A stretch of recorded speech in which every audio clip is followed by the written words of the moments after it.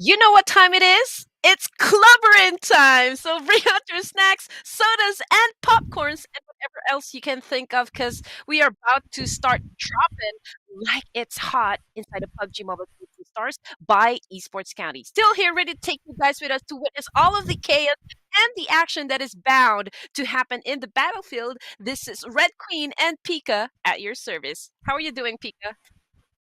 I am doing good and bringing you the action alongside the bronze damsel that is right next to me is of course your silver-haired speaker, Pika Lozano. So we are gonna be super stoked to do this right now because we cannot stress it enough as well that this is day number 7 or day number 3 for week 2 of our PMCS Grand Final. So Red Queen, yesterday was a very intriguing turn of events for a lot of our teams because we've seen a lot of moments that really struck us odd. But yesterday was just really something else. We saw some players who turned up, gave us some to bring with us today, and not to mention the debuts of some of one team in specific who we did not see in the prior week, namely NB Esports. So this is gonna be one heck of a run for them. Hopefully before the season ends. Yes, you know what? I prepared my voice. I drank a lot of tea and conserved my energy all throughout the day because Yes. this is already the second to the last day of this tournament. We can already feel the pressure creeping in for the teams that are really grinding it hard, to get where they want to be, to make a mark right inside the PUBG Mobile Community Stars by Esports County. Ladies and gents, having said that, there is no doubt that we are in for another epic battle royale night with this Goliath. So buckle up. It is going to be a bumpy ride. Oh, bumpy it is, not just for our top teams as well, but also for those who are catching up because they only have literally 2 days, including this one, Mm-hmm. to rack up those points, whether it is elimination, whether that's placement, because we are not going to have any bonuses whatsoever, no double placement points at all. So, Imano for our teams, it is just what it is, where you land, where you place. That's all she wrote. So I'm super excited as well to see some of the teams that the chat has really vigorously pushed since then. Namely, we have A1 Esports. So speaking of A1, we Mm-hmm. would like to thank A1 Gaming Esports for making this entire tournament possible as Esports County.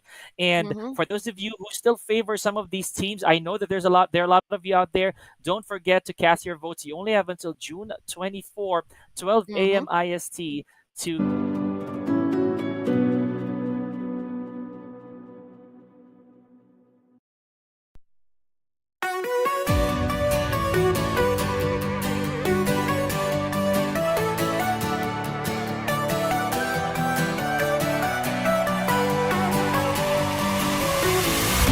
Nah, fuck that shit.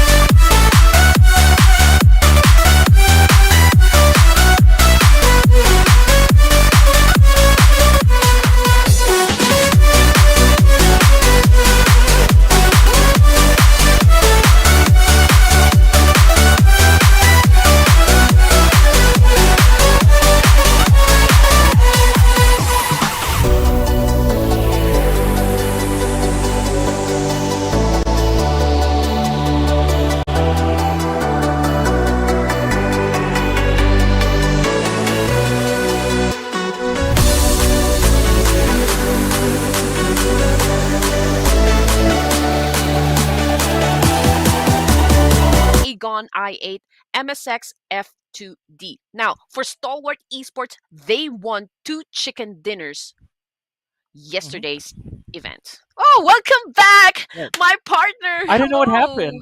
I don't know what Where were happened. you? I don't know, but can you hear me? I hope you can hear me. I hope you Yes, can hear me at the loud very and least. clear, Okay. loud and clear.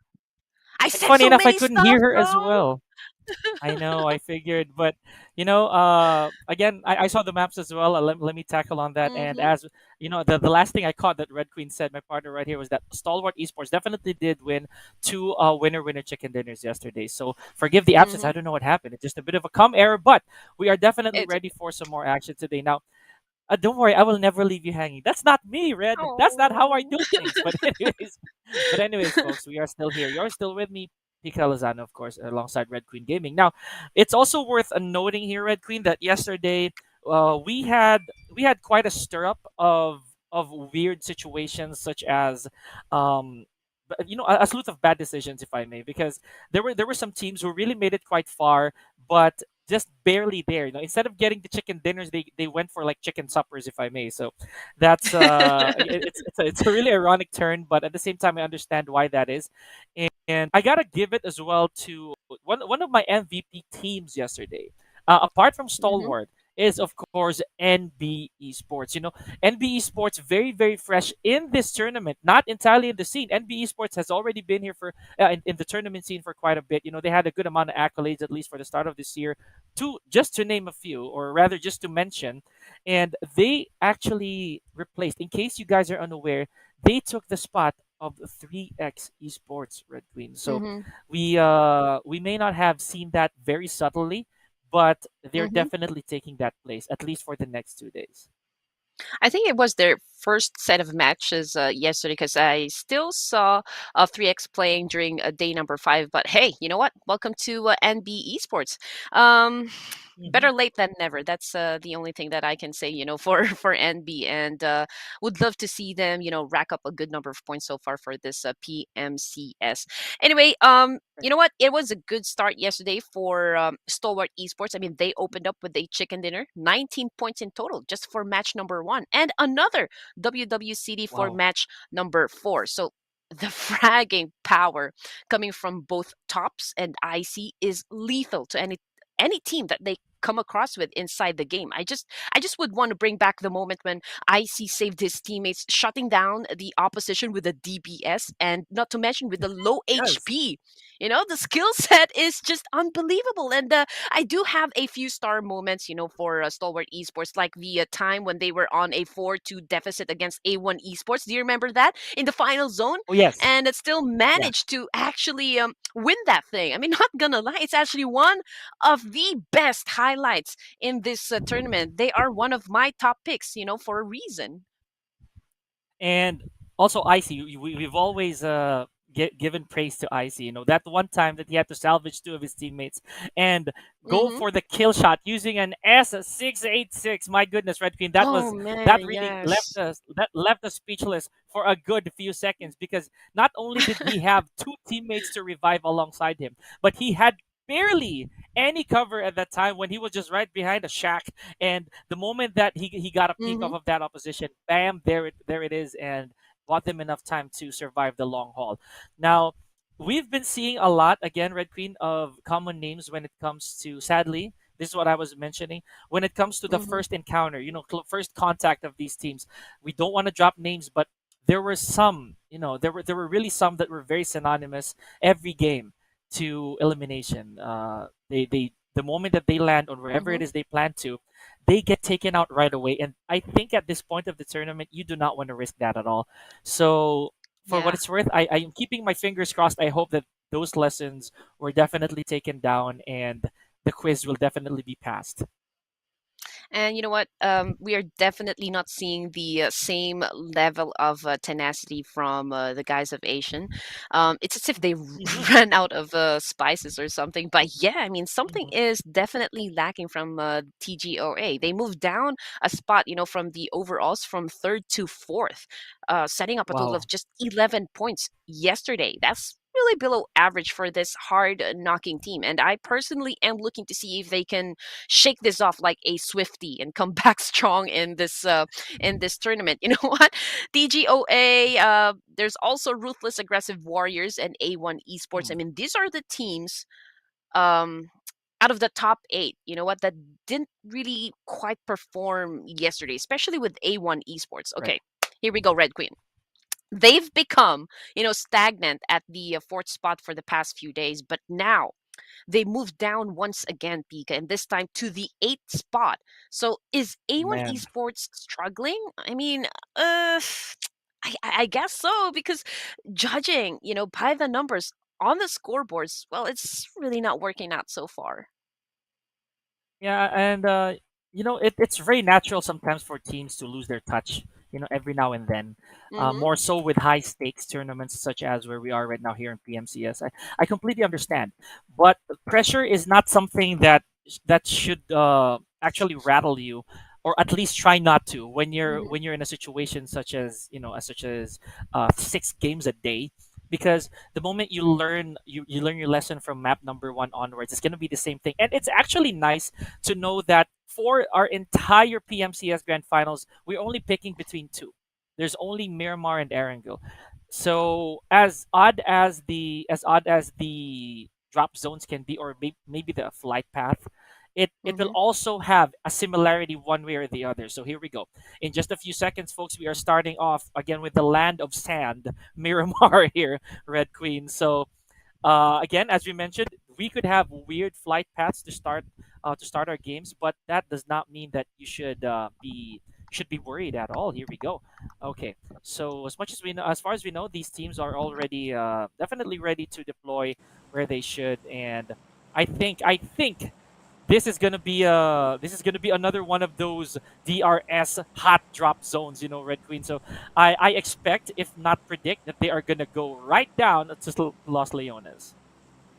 Right. So whatever will happen today, Pika, that would definitely set the tone for tomorrow, because tomorrow is the final day and Hmm. the last set of matches for the PMCS. I mean, the teams should now start pulling out their secret weapons, doubling up on the firepower, and channeling their inner Rambo. Okay, hold on just a sec. Yes. Let's go for a more up-to-date icon. Okay, channel your inner John Wick to finish at the Oh top of boy. this whole thing, so we can already I see would have liked the our Rambo. flight I would have path. liked that. Anyway, well, I don't know if they still know Rambo, so I'm gonna stick with the Yeah. more up to date icon. So let's go for John Wick. But anyway, this is the flight path so far, kicking us off to our very first Miramar, and so far it has started, from the south side over here, going up north. So it's a little bit on the northern east side, ending in Campo Militar and Torre Ahumada. Okay, we can Yeah. see a lot of colors now dropping into the circle so far. But you know what? No matter how good these teams are, Pika, the circle will be the one dictating the tempo of Yes. the game. And we can pretty much see, there's a fight brewing around Los Leones, Already. something that is not news to us all, because that is the dropping spot of Agon I8. There's also CMF. And here we go. The real soldiers on your screens right at this moment.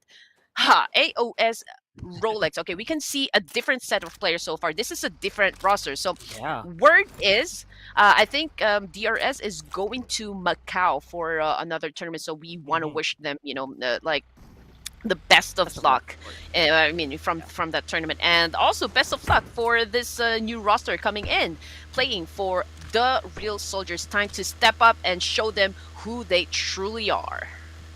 I mean, they would not be entrusted this position at all, Red Queen, if they're less than qualified. I am of that I'm sure. Now here we go. Speaking of Mm-hmm. certainty, what a Oh! push right here from Karma official already, and they take one. They take one right off the bat from CMF. That is, I believe that's D46. And I think the infliction there was actually from only H. So good stuff. Even with this deficit in equipment, no vests whatsoever, no utilities. Mm-hmm. I think that's what they're going for. They want to raid this empty space right here, Red Queen, before they actually enter the eye of the tornado later on, as soon as the Yes. the blue zone starts to shrink. Now, We've seen again Karma Esports being one of the most consistently grinding teams here, Red Queen. So Oh we put yes. absolute faith in their plans, in their tactics, in whatever it is that they intend to do. Whatever map you do throw them. Now that was a very good start, especially for Karma Esports here. Granted, they already have Mm-hmm. 3 frags to their name, and there we go. Speak of the not devils, namely NB Esports, as they already start off quite strong here with Esmondo. Already has 1 frag to his name. I did not quite get a glimpse of who that was, but I think it's definitely someone from Skylightz Gaming. Here we go. The power plant is a very, very good spot here, Red Queen, for a cat and mouse chase. So I'm pretty sure that Esmondo will need some Mm. backup before engaging. You know what? On the side of CMF, just a while ago, I feel like there were some, like miscommunications, or like maybe somewhere along in the middle of the drop, something went wrong in terms of their signal connection, because it was, I don't know, it was an unusual thing to happen. I mean, dropping like that just in the middle, of nowhere. I think he was probably going Yeah. for a vehicle play, but yeah, we don't know. But Karma now has that one No, yeah. elimination point so far. So getting back to the altercation that we are witnessing so far. Oh Oh. no, S Mondo again drops no fear No right there, fear. coming from Skylightz Gaming. Although we don't know how many more players coming from Skylightz are still playing for this one, but probably there's still two. We can see Mr. Boro trying to go Mr. into Boro. position, a higher ground position so far, to take down this player coming from NB. But there is one challenger over here. We got Fifth Boy with a DBS, Pika, and we know how powerful Yes. DBS can be. There goes There the it shot, is. and down goes Oh. Mr. Boro. Wonderful stuff. And again, Red Queen, this is not very often that we find an encounter here at the treatment plant, So Mhm. I like this. I like what I'm seeing here. This is absolutely cinematic. Speaking of cinematic, what a shot from Bon Playsama. Look at this. Red Queen, that was an S12K. And that was from the bottom up. Wow, what a trade as well here from NB Esports. There it is. The entire roster of Skylightz Gaming eliminated in the blink of an eye. Wonderful stuff. And I like what they did there. It was a very hunter-esque approach from NB Esports, because they know that Skylightz Gaming was gonna take refuge amongst these buildings right here. So I like that. I like the fact that when they went for the kill, like I said earlier, Esmondo did not go there unprepared or without any backup. So look at that. Mhm. It really paid off without any single casualty from their end. Now looking at where supposedly DRS, the players of DRS are, they're taking it slow. Later we're gonna see Mhm. statistically how the other teams are doing, but for the time being, I think we're gonna see a different approach here. I have just a gut feeling with this new Yeah. roster. Right, and well, we're excited to see what they have so far, in store for us. Definitely, we'll be seeing a lot of surprises coming from DRS. Of course, this is kind of like a big pressure, for this roster, Mhm. considering the fact that this is already the second to the last day of the tournament, and they need to be able to perform at their best. Because you know what, Pika, the real soldiers finally caught up with the Karma officials. They've already set up 236 points. They are currently tied up with Karma officials Mhm. as of the win. So this game, this set of matches for the real soldiers will Very definitely, important. uh, what do you call this? A huge difference. Make a huge difference for the team. It can either make them or break them at this point in the Mhm. competition. Now, jumping back to IHC, we got Godless, Alex, and Joel Demo. I mean, these guys have been so far, very good when it comes to gunfights as well, but not so much for consistency. I mean, we can see some explosive gameplays coming from these teams, but they kind of fade out, towards the end of the game, or like maybe as what you said a while ago, losing their Yes. touch sometimes in every other game. So I'm excited to see if they still have something or some fight left in their Oh, and for their team. But Limit over dropping like flies as of the moment. They are up against MABATEX, if I'm not mistaken. yes. Look at this exchange, Red Queen. That is trade per trade. I cannot even keep up. But if you notice, these two teams are not letting anybody enter the kill feed at all because it's just the Hmm. two of them. It's just both MABATEX and Limit. Oh, look at this. Look at how bad it has gotten, Red Queen. Only Kokemumu is on both legs right now, trying to take Ooh! on MABATEX, and that just like that, Red Queen, MABATEX has emerged on top. against Limit Over. Now, Kokimu, definitely a valiant effort right there, but to no avail, Mm-hmm. sadly leaving the lobby at 14th place so far. Now, the entirety of MABATEX here, Red Queen, we've seen them progress really, really well. During the Yeah. past few days. Not to mention they had their share of WWCDs there. So I would dare say that they are also one of the teams never to scoff at. We've seen the credentials that they've already brought forward. So yeah, it goes without saying that the STE or DRS, maybe IHC, everybody that we've witnessed so far, you better not turn your backs on MABATEX. MABATEX, they're currently on the ninth spot with 163 points. So Mm-hmm. there's still, a lot of room to improve their statistics so far in this competition. So let's see what's going to happen.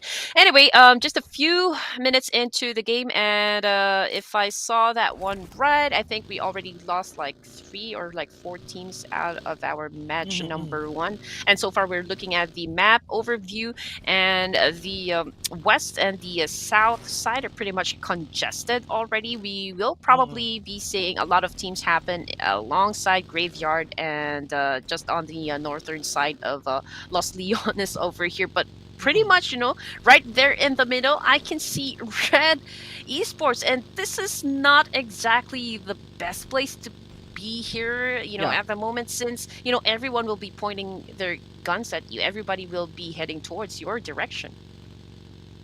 That's right, and I'd say the same actually, Red Queen, for the boys in purple right here for NB Esports. We're seeing them right on the map.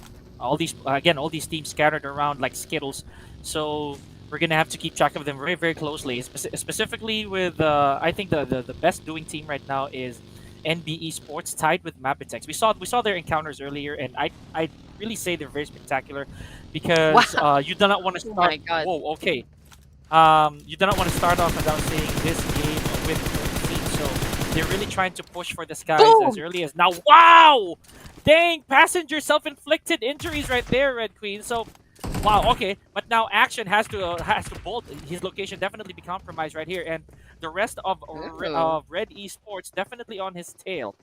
Okay, so we've seen effective nades, Red Queen, for the entirety of the Mm-hmm. PMCS. Let's see if Action can inflict, a little bit more damage or fear, at the bare minimum, against Red Esports. So, oh my, he had to relinquish that spot, Red. Yep.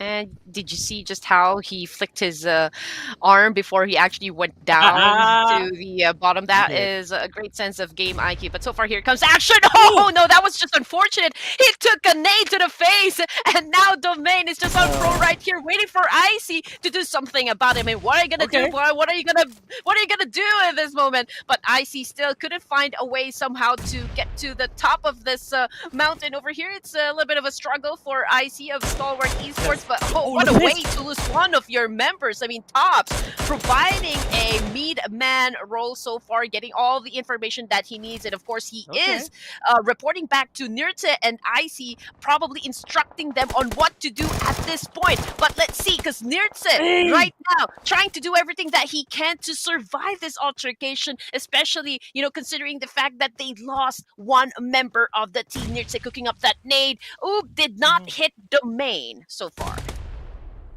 Okay, so yeah, sadly, Action with all his efforts a while ago, with what he did to Passenger, I think that's a fair trade. Passenger already out, because of that. Again, that unfortunate vehicular casualty, self-inflicted, by the way.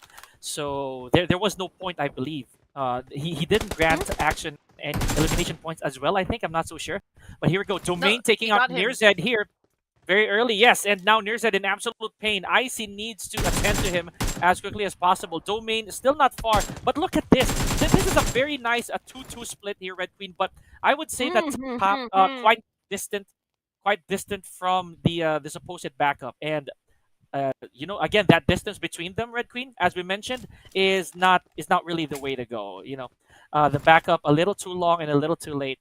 So that really cost them. Just like that, esports back to their flight home with only one elimination under their belt.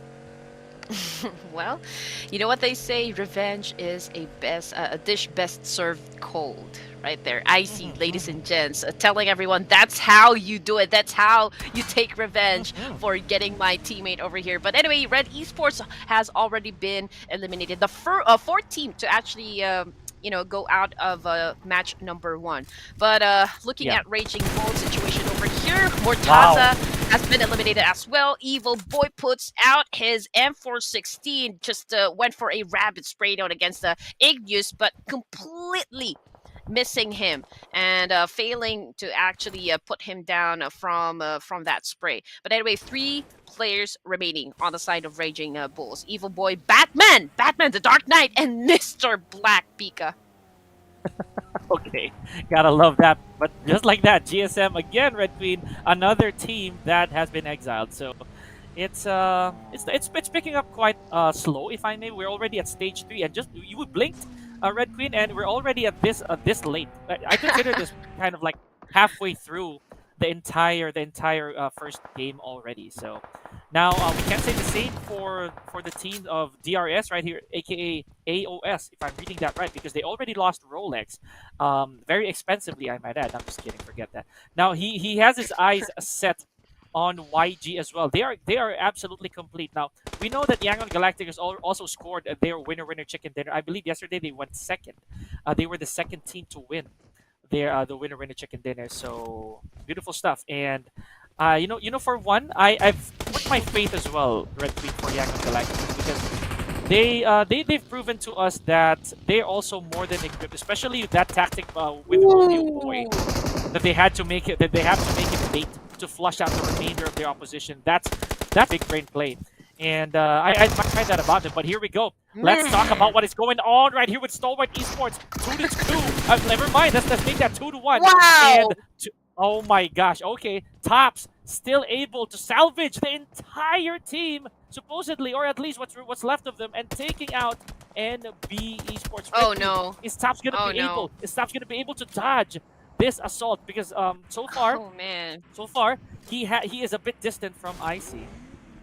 Yes, Yeah. sir. Okay, Yeah, okay. I mean, this is the wisest thing to do, Pika. I mean, he got a card to get to IC, as fast as he could. But because there is Yangon Galacticus on the opposite side of this mountain right here, Pika, so it wouldn't be smart for him to actually go there on foot, right? So IC now has been Yeah. revived back to a duo for STALWART Esports, and just look at that, Pika. Stage 4 in this competition, and they already have like 8 elimination points under their belt. So before Nirtse and Action went out from our match number 1, they were able to put up, quite a number of points, and this will definitely help with, the overall stats for STALWART's Esports. Okay, so Karma here, Red Queen, I think really in the running for probably a strong. Okay, never mind. I literally, as I said, that Karma will definitely have a good chance or a good shot at facing MABATEX, who is the top contender so far. They've been flushed out by IHC Esports' Godless. He has, I believe, put down Karma so far, but Toda definitely standing in between them. Now here we go, Spike, already a casualty, and the same goes for Toda because of the name. Here we go, Zio. Oh, Red, IHC is cracked today. I cannot believe my eyes. Now, that gives them 4 total eliminations, and now they have taken the spot of where Karma Esports is supposedly in, but now they might be the ones to defy MABATEX momentum. Here we go. Now, Batman from TUF takes out Kese. Hopefully, I read that right. But now they're going on an exchange here, Red Queen. This is a crazy dip from MABATEX Esports as well. Yes, sir. And they're actually playing right at the edge of the circle, so they probably want to, Yes. keep MSF2D out of the way. Peak. I mean, they don't want to engage just yet. But you know what? IHC is just right around the corner over here. So, we still don't know if MABATEX will have that confidence to actually crash IHC, because they still need to worry about the players coming from MSF2D. And Wally just went for that wild spray down. Unfortunately, wasn't enough to take Falcon down. Falcon was able to hide behind those containers just in the nick of time, so that saved him so far. Now, Wally, gathering information so far, trying to spot where Johnny is at the moment, but I don't think these angles gonna work for him. So he is going for that spray down against the car there to make sure that it will be difficult for Falcon to use that ever again, or might as well not use that car ever again. Mhm. Right, and as we were talking about that, Ray Queen, I believe the last remaining members of Stalwart Esports managed to knock somebody down. I did not try to get a good look at that, but just like that, they are one elimination away from scoring 10 from scoring 10 points basically, and that is as good as a chicken dinner for Stalwart Esports already, even if they don't make it to the end. But of course, they're gonna go for the higher ranks. I know that they wanna stamp more points Mm-hmm. onto their cards. Now here we go. That's Tops and Icy left from Stalwart Esports. Now being a third party invader right here is Alex. I think he really wants to flush out the remainder of Stalwart Esports from that building. Now here we go. I think Baby has sensed that they're going to be surrounded here in just a minute, so he goes to spray off of MSX. That was Ultra, I think, that he was gunning for. But now Raw takes out Tops, who was doing so well. Red Queen. Here we go. Now this is a bad spot for Falcon. He's already spotted by Baby, I'd say, and Yes. all Baby gotta do now is play patient. Yes.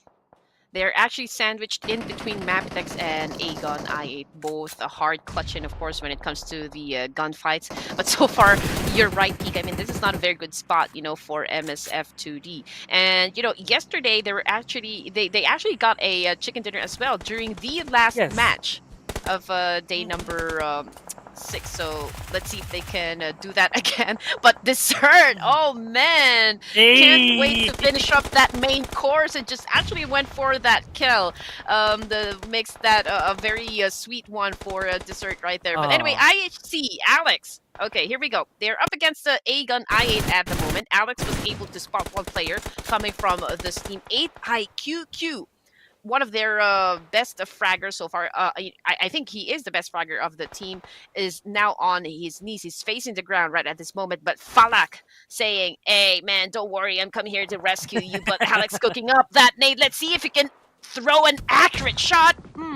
Yes, sir. Falak has received some critical damage as well, but Alex is backing out as of the moment because it is getting intense because bullets coming in from every direction, and it is not wise for you to stay out there in the open because it'll be easier for other teams to knock you down as well. And again, at this point, I think they should also play smart as well. Alex and the entire team, basically of IHC, they already see a couple teams, or maybe make that 3. For these teams who are already around the vicinity and just duking it out. All they gotta do now is play possum. If I may, they just have to just keep their heads low and make sure that these teams take out each other significantly before they engage. It's at stage 5 already here, Red Queen, and there are still 3 complete teams. That hardly happens, or that's a very difficult thing to sustain for any of these hard hitters, especially on the side of Yangon Galactic. Oh, man. They only had 2 eliminations, and now they're down by 1. Andrew already out of there, care of Dessert. So MABATEX being... there it is, Red Queen. I was about to say, MABATEX is now on the 2-digit mark when it comes to elimination points. Should they be able to score more, that's 20 solid points, including a chicken dinner. So hopefully, without jinxing that, let's see if MABATEX can go the distance.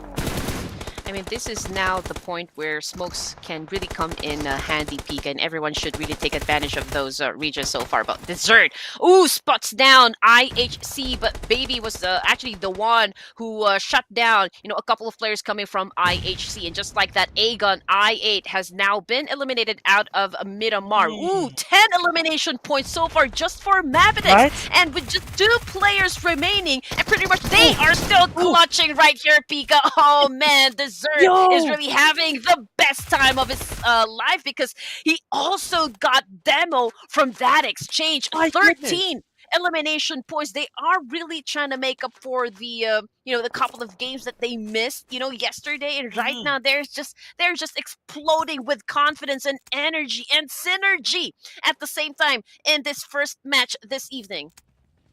Well, let's not count them the other teams just yet here, Red Queen. Remember the YG still alive. I would say the same. Here we go. And DRS still in this.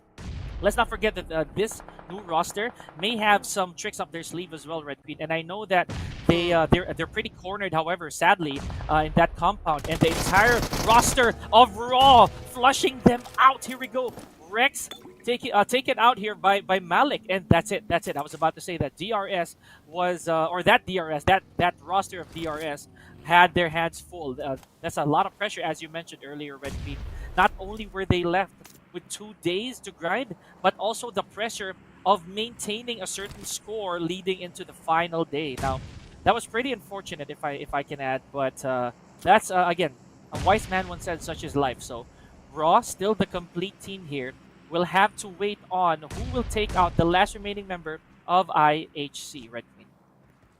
There is really a chip on their shoulder, Pika, on the roster that's playing for DRS. I mean, just imagine that the main team, for the real soldiers was able to actually tie up with Karma officials. So, I mean, somehow it has, it was a reset. There's actually a room for them to catch up and reclaim the throne. But so far, you know what? That's just big pressure on the new team. But Oh, anyway, okay. Mernut Boy goes Mernut down on the Boy. hands of a ruthless, aggressive warrior. So far, Raw, they still have a complete set of players, thus giving them the best advantage of winning this first match of this evening. So let's see what MABATEX and Yangon Galacticus, as well as, okay, actually it's already out, so Yangon Galacticus and MABATEX, but this third, oh man, cute Loki, the god of mischief right here, goes down as well. So it's just Romeo Boy playing for the side of YG, but I think there is still a little bit of time so far to go for that quick pickup, but not if Prabin gets an accurate shot from that nade. But Malik is making a move as well down below. And there you go, just like what I said, Prabin doing the Kobe shot. Oh, beautiful stuff right there, Red Queen. And just like that, one dunk was all it took for YG to be out of there. And this is really close to the chest again, Red Queen, but really more in favor, with no question at all, for Ruthless Aggressive Warriors. They held a record for the biggest singular match point acquisition in the entire season so far. So let's see if they can do that again. But right now, this is really ripe for the taking. There is no way that Baby is gonna escape this pack of wolves just storming into the room. Red Queen, Baby, you. Oh, never mind. Never mind. I think it's that two. Jiggle and Malik from Raw. Oh my gosh, these guys, Ruthless Aggressive Warriors, untouched, they were untouched up until the final moments of game number 1. Congratulations, to Ruthless Aggressive Warriors, for another well played winner chicken dinner, Red Queen. Wow! Guess Baby who's was back? so close. Back again. Yeah. Ruthless back.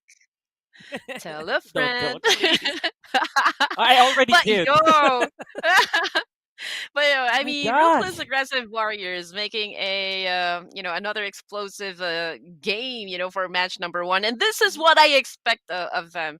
We've seen these guys rack up huge number of points so far. We've seen these guys catch a lot of winner chicken dinners as well, and you know what? After so many games that didn't really favor them so far, now is sort of like a redemption for this team. So yeah, I mean, congratulations for taking the top spot for our match number 1. I mean, this is the first WWCD of the night. I gotta hand it to Baby as well. Oh my gosh, Red Queen. I'm pretty sure they had to hold their breath a little bit there, because when they tried to flush out Baby from that building, from that house, he managed to take out Jiggle in the process as well. There was backup for sure, but it only takes one shell off of the DBS to get someone on their knees permanently, even. So that was really good plays. However, I really cannot deny the fact that Ruthless Aggressive Warriors from the get-go had a huge truck of momentum built up, and they plowed through the entire 15 teams without taking any single casualty at all, Red Queen. So good job to Raw right there. Oh man. Oh man. that was a good fast. win, If I'm gonna add to my reward, if I'm gonna add to my remark as well, Red, I'm so sorry, but that was fast. That last elimination was fast. And I gotta say, still kudos to baby of MABATEX. You are right. I mean, that was hard to defend. I mean, just imagine that you are the last player coming from your team, and there were like four players that's heading towards you, rushing you from inside that house. I mean, I can only imagine, the kind of pressure The that he must nerves, be right? feeling. Right, nerves of steel, ladies and gents. For baby. Anyway, here we go. Team stats. We got Sky from Raw with the 3 elimination points. Same thing with the Praveen, and that was again a beautiful nade shot. You know what, coming from It Praveen was. It just a was. while ago. Right, so 604 damage and 53 damage taken. For Sky, it's a 607. And whoa, this may be the first time, or I don't know, this may be the first time that I saw a number like this. Damage taken is just 17, all time Yeah, this low. is the first. This is definitely the first all-time low. That's right, Red Green. So basically, Sky. Remember what we were saying? If you get like damage around 30s or 50s, maybe you basically stubbed your toe at the door as you come in. But that 17, that was you swatting a fly off your arm. So good stuff right there. And zero, Yeah. 0524 here from High Voltage. Yes, we did not really get to highlight much of what High Voltage did, or at least we did not really get to spectate as vigorously, but for Mm-hmm. good reason. Congratulations there for Jiro 524. Now, cute Loki. We've always had a liking for his plays, but at this point he has dessert getting in his way in terms of their head-to-head statistics.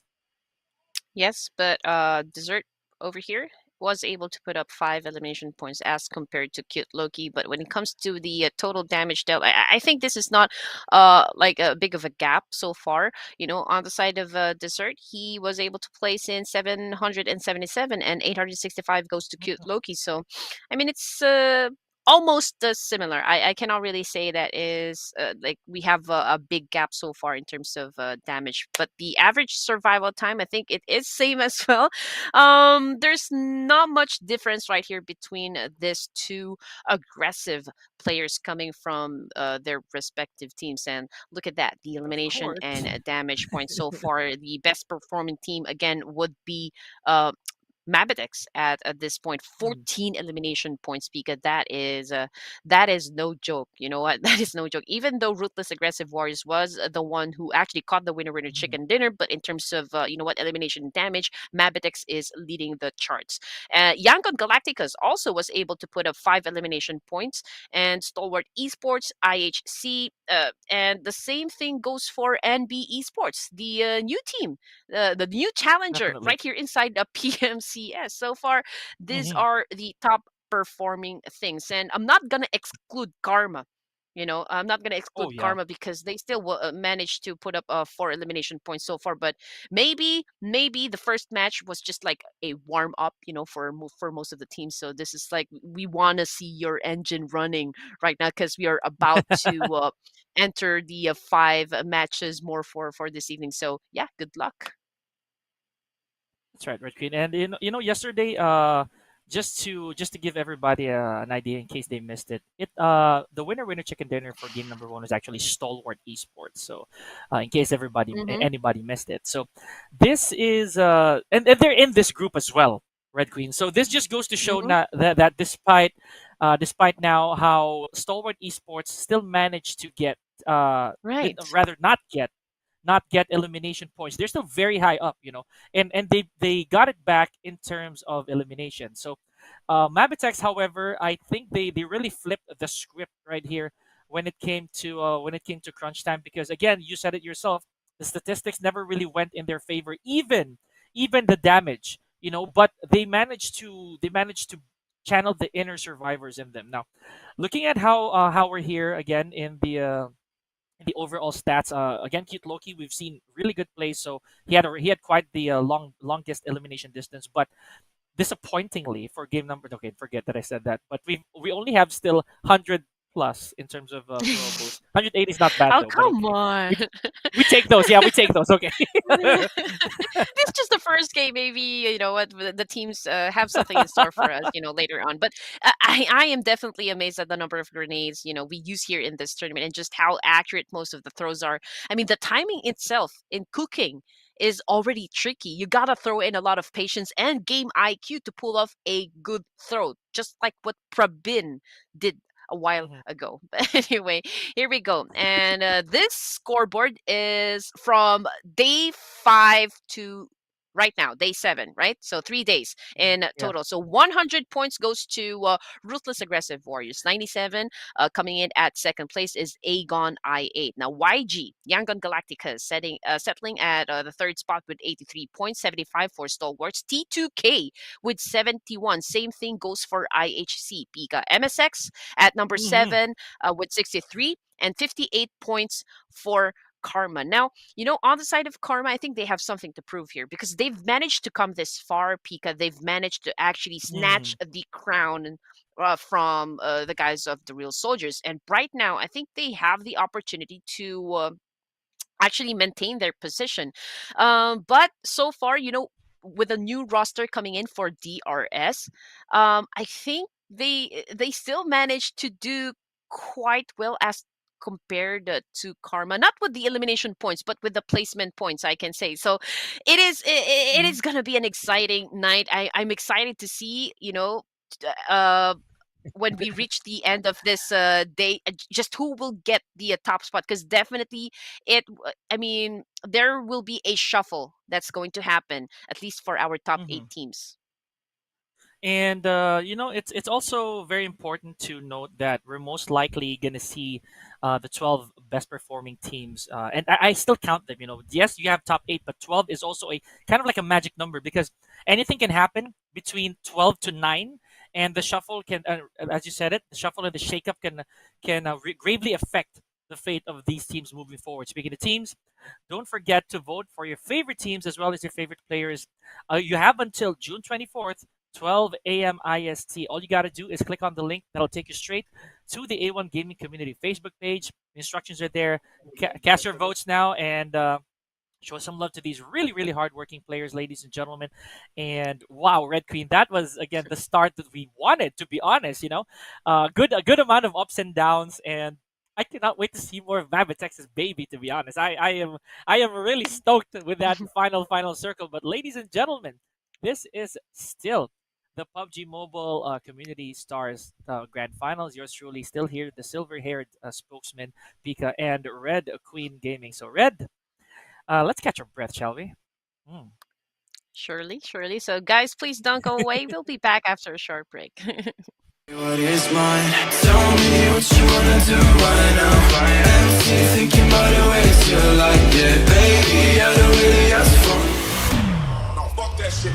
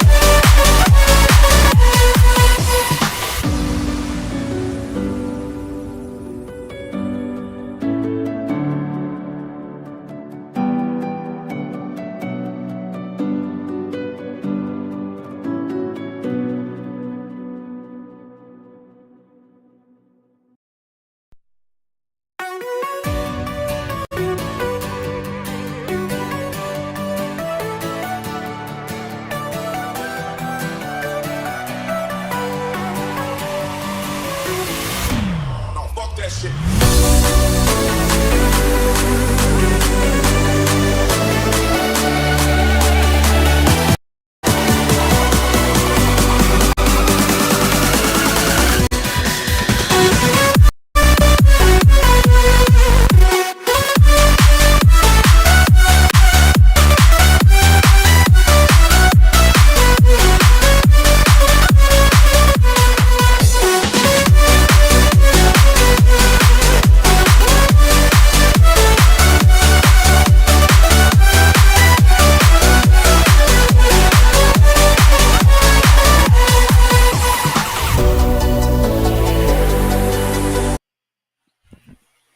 Wow.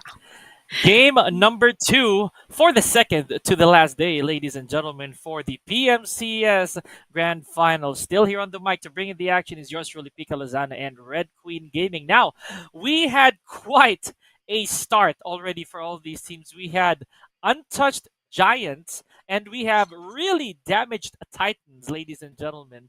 To begin with, yeah, that's right, Red Queen. Pop the collar.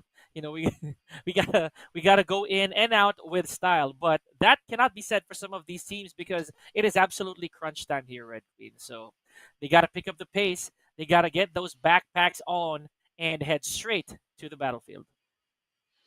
You know what, Pika? I'm just happy because the top 3 teams that I said that would dominate and conquer the battlefield are part of the top 8 right now for this competition. Again, there's DRS, there's Ruthless Aggressive Warriors, and of course, Of course, you're happy. Stalwart Esports that has been, currently showing up, stepping up their gameplay, getting those elimination points as such. So, yes, I'm pretty much excited because we are heading back to the desert Miramar for the second time this evening, ladies and gentlemen. Let's see if we'll be seeing some kind of difference in terms of their gameplay, Pika.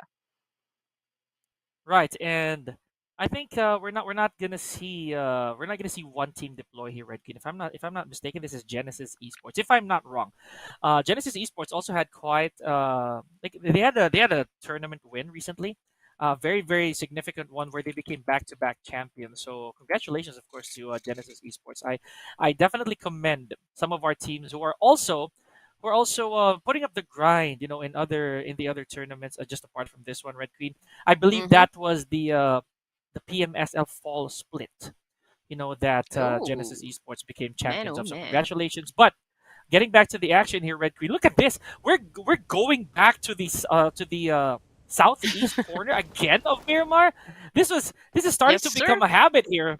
This is really starting to become a habit here, Red Queen, for some of our teams. But no one actually dared Oh, to drop by Minas del Sur here, Red. So as early as now, we already have encounters. First contact, and I believe we're looking at Agon I8. yeah, but then again, you know what? The first zone will always be the one to dictate the tempo. Again, just like what I said a while ago. I mean, it is in the complete opposite of the flight path where it landed. So yeah, I mean, we also have T2K right now. I mean, it has been a long journey for T2K, to be honest. I mean, they started really slow. If you're going to Oh ask me, yes. it's so amazing how they really grinded this Pika. They were always part of the bottom half, but come week 2, they finally came out of the shell and started clutching. Day number 5, they came in at 8th spot, and now with 191 points up on the scoreboard. I mean, they're chilling like a villain at top 5. And also, Agon Esports. I mean, despite the fact that they have been winning a lot of WWCD, they are low on elimination points yesterday, Pika, since we already have Mhm. a new point system. And yes, this is the culprit, for Agon I8. Placement points isn't as reliable as it was before. I mean, you gotta invest a Yeah. lot now on the skill points instead, right? Nonetheless, it's still a Yes. great display of effort to climb up the ladder. And of course, we're so excited if they can, if they can give us some more. But getting back into what is happening right at this moment, again, Agon. I think they are in the same vicinity as Mhm. A1 Esports and the guys of Or close, Asian. yeah. Okay, it's going to be an interesting fight between these three teams. And I did mention a while ago, you know what? It's difficult to watch those teams that needs to step up, needs to catch up on a lot of points, and then they meet each other in just one area, and they don't have any choice but to actually eliminate each other. Man, I just wish they could have like a better option so far. If they want to like back out from that situation, they may do so, but of course, survival is the name of the game, and definitely these teams will attack and get those elimination points. Same with high voltage over here.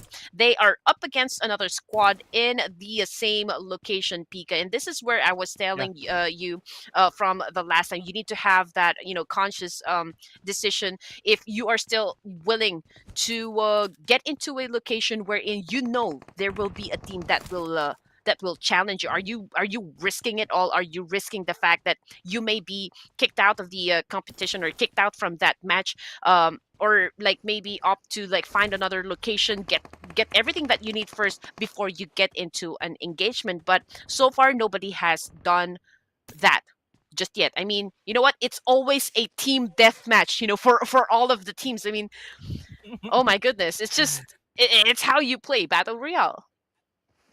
Yeah, a while ago, those two teams, that was high voltage. I believe that we were looking at, and that part of the map was green as lime. But right now, this is as purple as it can get. This is this is as violet as grapes. So as we're looking at the guys of Asian over here, and Hmm. and I believe they have an encounter already against Agon. Speaking of Agon, we spent a good amount of time looking at them a few minutes into game number 2 or match number 2. They were yesterday's second winner chicken dinner as well. So could this be a predestined Mm. deja vu? Here we go. But dipping into the action is Seventh Element taking out somebody from that was, I believe, Skylightz Gaming here, Red Queen. So a lot of Yes, looting sir. going on, a lot of surveillance, but not really that much trigger action. But this is it. I think this is what we're waiting for. And Gokabot really not going in for the kill just yet. Maybe perhaps using it again as a lure, as an alarm to set off the other teammates to come and try to rescue him. I'm pretty sure that Mr. Boro has already relayed information to say, no, please don't. I do not know where they are, and you might get flushed out if you come for me. So beautiful stuff we're seeing right here from these teams. So Red Queen, again, just to remind everybody, if you're seeing the number of teams that we have right now, it is because one team did not actually deploy for match number 2. And I believe, if I'm not wrong, that is Genesis Esports. I'm going to get confirmation on that. But so far, it is still a complete stack of players in the lobby. Okay, so we have another player coming from SG that got knocked down as of the moment. Pika, same Oh! thing goes for the guys of Asian. They are now hitting each other. Agon Esports versus TGOA. Okay, everyone is already in position, but so far we got Am right here inside this room, of course, I think it's anticipating an attack MH, Red. coming Yeah. from Agon. MH? Okay, so okay, Yeah. we'll be calling him MH. All right, so MH. he's actually MH. Yep. He Yeah. just went Yes. to go down the ground floor. Looking to set a trap maybe against Agon Esports, but so far everybody is just getting that information. Okay, they don't want to be, like reckless in any steps they make so far as to avoid not being knocked down or like not being picked off another member from the team. But so far, on the side of the guys of Asian, they're still complete. I can't say the same for Agon. I think there was already one player out, or maybe they went inside the game with just 3 players. And the 7th Element over here going up against SG. Okay, we are seeing a lot of exchange happening so far between these 2 players. Now here comes the attack with an AKM. Tried to jiggle, but T24 comes up on top, and now he is finishing the job. Okay, so we still got time though for 7th Element to go for the quick revive. We have 3 of them that is currently knocked down, but I don't think SG is gonna put a stop on that one, because here comes another attack of T24 again with this being the Unbelievable. saving grace of his team. Okay, but speaking of saving grace, here we go. MH inflicts that first knockdown for Agon I8 in the form of Falak right there. And the teams, look at this, the teammates are actually really far off, Red Queen. I think they scattered quite unfortunately. But the rest of the guys of Asian, I think they have scouted the area quite well and have positioned themselves properly. It is a 3-1 split that we're seeing so far from TGOA, but again, it's still put into good effect, I would dare say. Now, again, we've seen how the guys of Asian and Agon have tactically shown us what they can do if towards the late games. But right now, even with an early rush, from these teams, I think that they're still proving to be very effective. I know they have to get into the play zone already, but I think they can still withstand this bits of damage that they get being outside. So if I'm gonna put myself in this position, Red, I think that getting a head start in terms of where that circle is will prove really effective, because at least you can see, and you can post up where the rest of the teams are definitely gonna be coming from. All right, here we go. The guys of Asian still outside of the safe zone, and we got May over here being Of course. brutal as always. Just went for that hit and run so far, and now he has like one elimination point under his name. Now 4 elimination points in total for the guys of Asian, but it's time to get a move on, ladies and gents, because you don't want to overextend your stay right outside of the blue zone. But anyway, just a few minutes into the game, we are at the second phase of the circle over here, and we already have like 3 teams that has already been sent out or like sent back to the lobby. Agon I8, SG, and of course Genesis Esports, who failed to actually join into the lobby. So 13 teams and 50 players remaining, and so far we got West Point Mamba over here. Ooh, and this Yeah. is pretty unusual because we got Jarrell, Migs, and Emmas, and we are completely missing one of their vital player, which is Michi, if I'm not mistaken. So this puts them, at a disadvantage so far. And this is Miramar. I mean, it's really hard to actually survive and reach the latter stages of the game, or like the last few zones, with a complete set of players. But joining in with just just 3 players, oh man, that is going to be tough for a team. But so far, they are now challenging CMF, GSM, or the Gremlin Esports. Now, we're not even aware, Mhm. or like we don't even know if West Point Mambas is even aware that there is like a team right here inside a power plant. But it is all going to change because we got A1 Esports over here circling, or surveying the area. We got one on foot so far. Try out A. having the element of surprise. Now Memo throws in that name, and I think he was able to get one, but this time on the side of CMF. Right, and I'd also add, Red Queen, that it's a vital member. One more, since we're speaking about how West Point Mamba's roster is actually also very versatile, but lacking one thereof. That's a completely different story. They don't have Federalis right now in the roster, so that's also a big deal, if I can add. But I have faith that West Point Mambas will definitely do their best to hang on. But speaking of hanging on, here we go. D46 makes quick work of Sinister from A1, and the rest of the teams as well. They're pretty all over, pretty much all over the place right here. Right now, Tryout and Rowdy being very, very low on health. Now Memo, I'm not so sure where he's positioned at this very moment, but there's a crazy gunfight. Oh my gosh! There it is.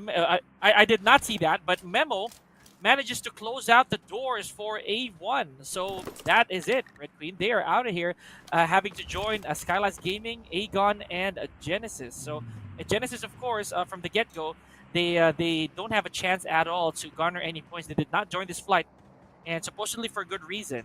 Now here we go, Red Queen. Karma Esports, belonging again to the big boys of the tournament, or of this game rather, so far, might need to dethrone GSM if they want to go the whole way, as well as the guys of Asians. Oh, look at this! Even 7th Element, Red Queen, which one team that we don't really see that often reach the distance all the time, or at least not the way that we would expect other teams to be. So let's see how this works out for them. It is pretty early, only at stage 2.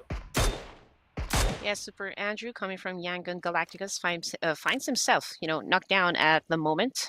We just didn't get a read on which of the teams actually got him down so far. But looking at the map overview, okay, the guys of Asian will be coming from the northern side. Okay, I think it's pretty clear so far. It's smooth. Nobody will challenge them as of now, but it is pretty congested though Oh, on the eastern part side of Miramar. Now we got YG again going up against Red Esports, and it is not looking too good for the side of Yangon Galactica. So this is an advantage so far with Red Esports. We got Passenger X over here getting all the information that he needs and reporting back to his teammates.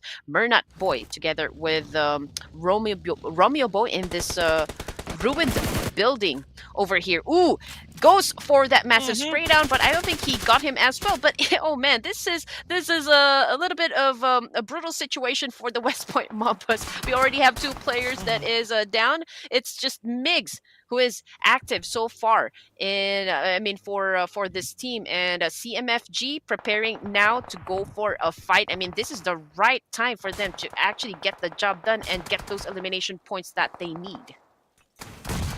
the only thing standing between... Oh, there's... I was about to say, the only thing standing between CMF and the West Point Mambas is that monster truck, Red Queen. But just like that, it really was too much of a tall order for the West Point Mambas to try and accomplish, because they were really surrounded, and CMF still really healthy at the time and had a good amount of information. That was again a valiant effort, but I would say the same right now for Yangon Galactica's Red Queen. We did not see that entire encounter, but that was a really early exit for supposedly one of the most consistently placing teams that we have here for the league. Now, going back to Red Esports, we hate being pessimistic every now and then, Red Queen, but Red Esports, again, they've been so hit and miss for the past number of days. You know, they would last long one game and then exit quick the other. So it goes to show that they really need to reformulate, if we're going to be very blunt now. CMFG, on the other hand, still complete. They have a lot to offer still. You know, we're only at stage 3 with 33 seconds before the zone starts to shift. And a trade to kill. Here we go. And another team, Red Queen, by the way, who entered only with 3 members. Interesting. All right, here we go. T2K. Oh my goodness. Suyog. XMPL, and a name that I cannot even read or pronounce. Okay, so far, yes, you're right. I mean, we only have 3 active players coming on the side of T2K. Now, High Voltage up against... Oh my goodness. Is this for MV? Was that for MV? Okay. It's High For Voltage, Miracle yeah, Vibes? definitely. For Miracle Vibes. So I don't know, is that a different IGN? But yes, this is coming from the side of Bad Intentions, ladies and gents, up against HVDC right here. Sadness. Okay, Sadness 922 was blown out so far and got torn into pieces. Man. And we got Ryuk over here with another kill. And just like that, BTX, or Bad Intention, has now been eliminated so far. And oh man, that is not a good way to go. But ladies and gents, we are now down to just 9 teams and 31 players remaining, and we can already see, you know, a couple of players from Raging Bulls and the guys of Asian. I think they want to take control of that compound right there in the middle, and probably they're gonna challenge each other up, you know, on who takes, you know, domination or control in this specific area over here. Now here comes Mr. Black with that Molotov. Oh man, I think that was okay. It went through. It went through. I thought it was a miscalculation on his part. I thought he hit that wall over there. You know what? It almost cost him his life, but so far he is still alive and breathing. And up against the TGOA. Now Amura Chili has just been eliminated so far. We still have 1 more to go. Uh-oh. Okay, there you go. Mr. Black with a nice follow through. Rema gets knocked down, but it is okay because Mr. Black is here to save the day.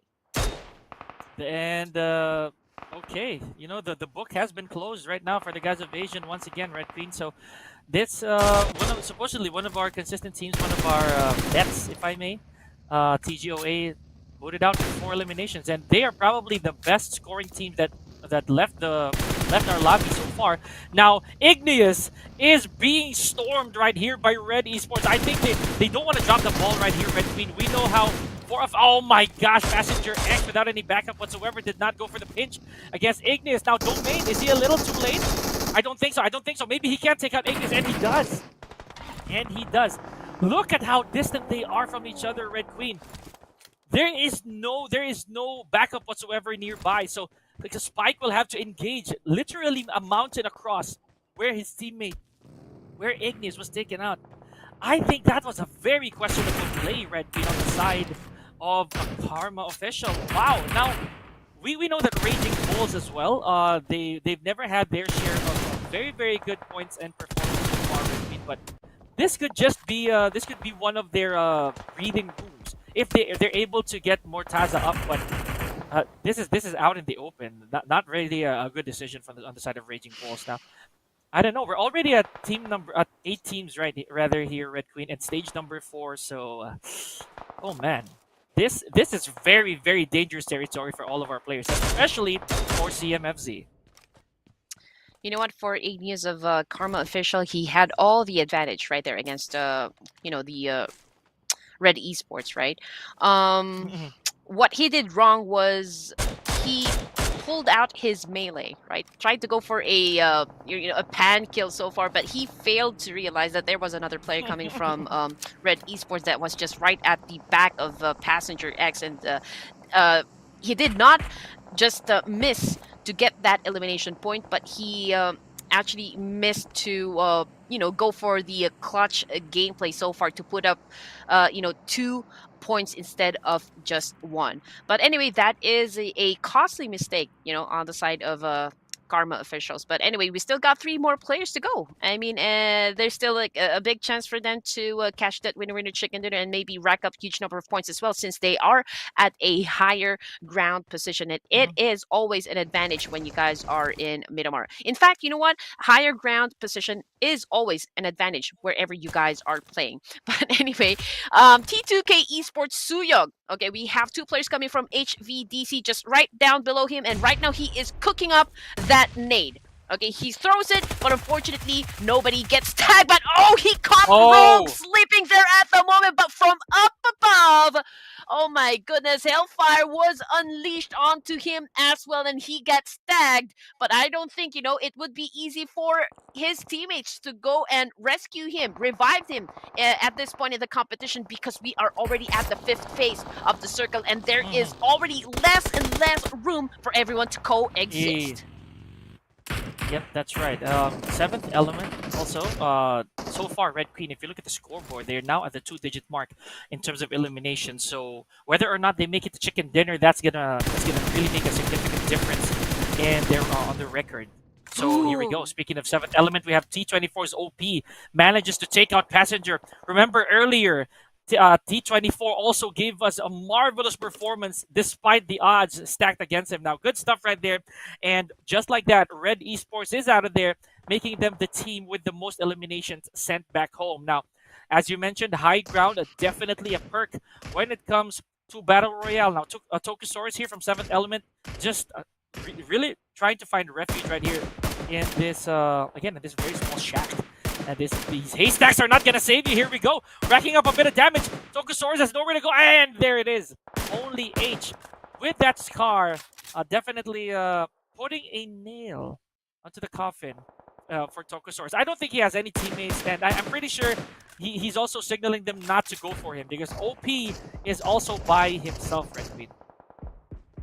I just hope, for Karma officials to not be forced to go down from where they are at the moment, should the zone chooses to land at another place, because it will be difficult for them to, to go down from that hill, right? They will be pretty much exposed to all of the teams that are right there just down below. But Raging Bulls, again, up against another team, and this time it is the players coming from CMF. Mr. Black again with a lot of nades being thrown, but not so far quite hitting the target, but he goes outside. I don't think this is a smart play. There you go. A wonderful drop shot coming from Rowdy, being rowdy as heck, but hey, he got the job done. Power TZ, the only player remaining so far for CMFTZ.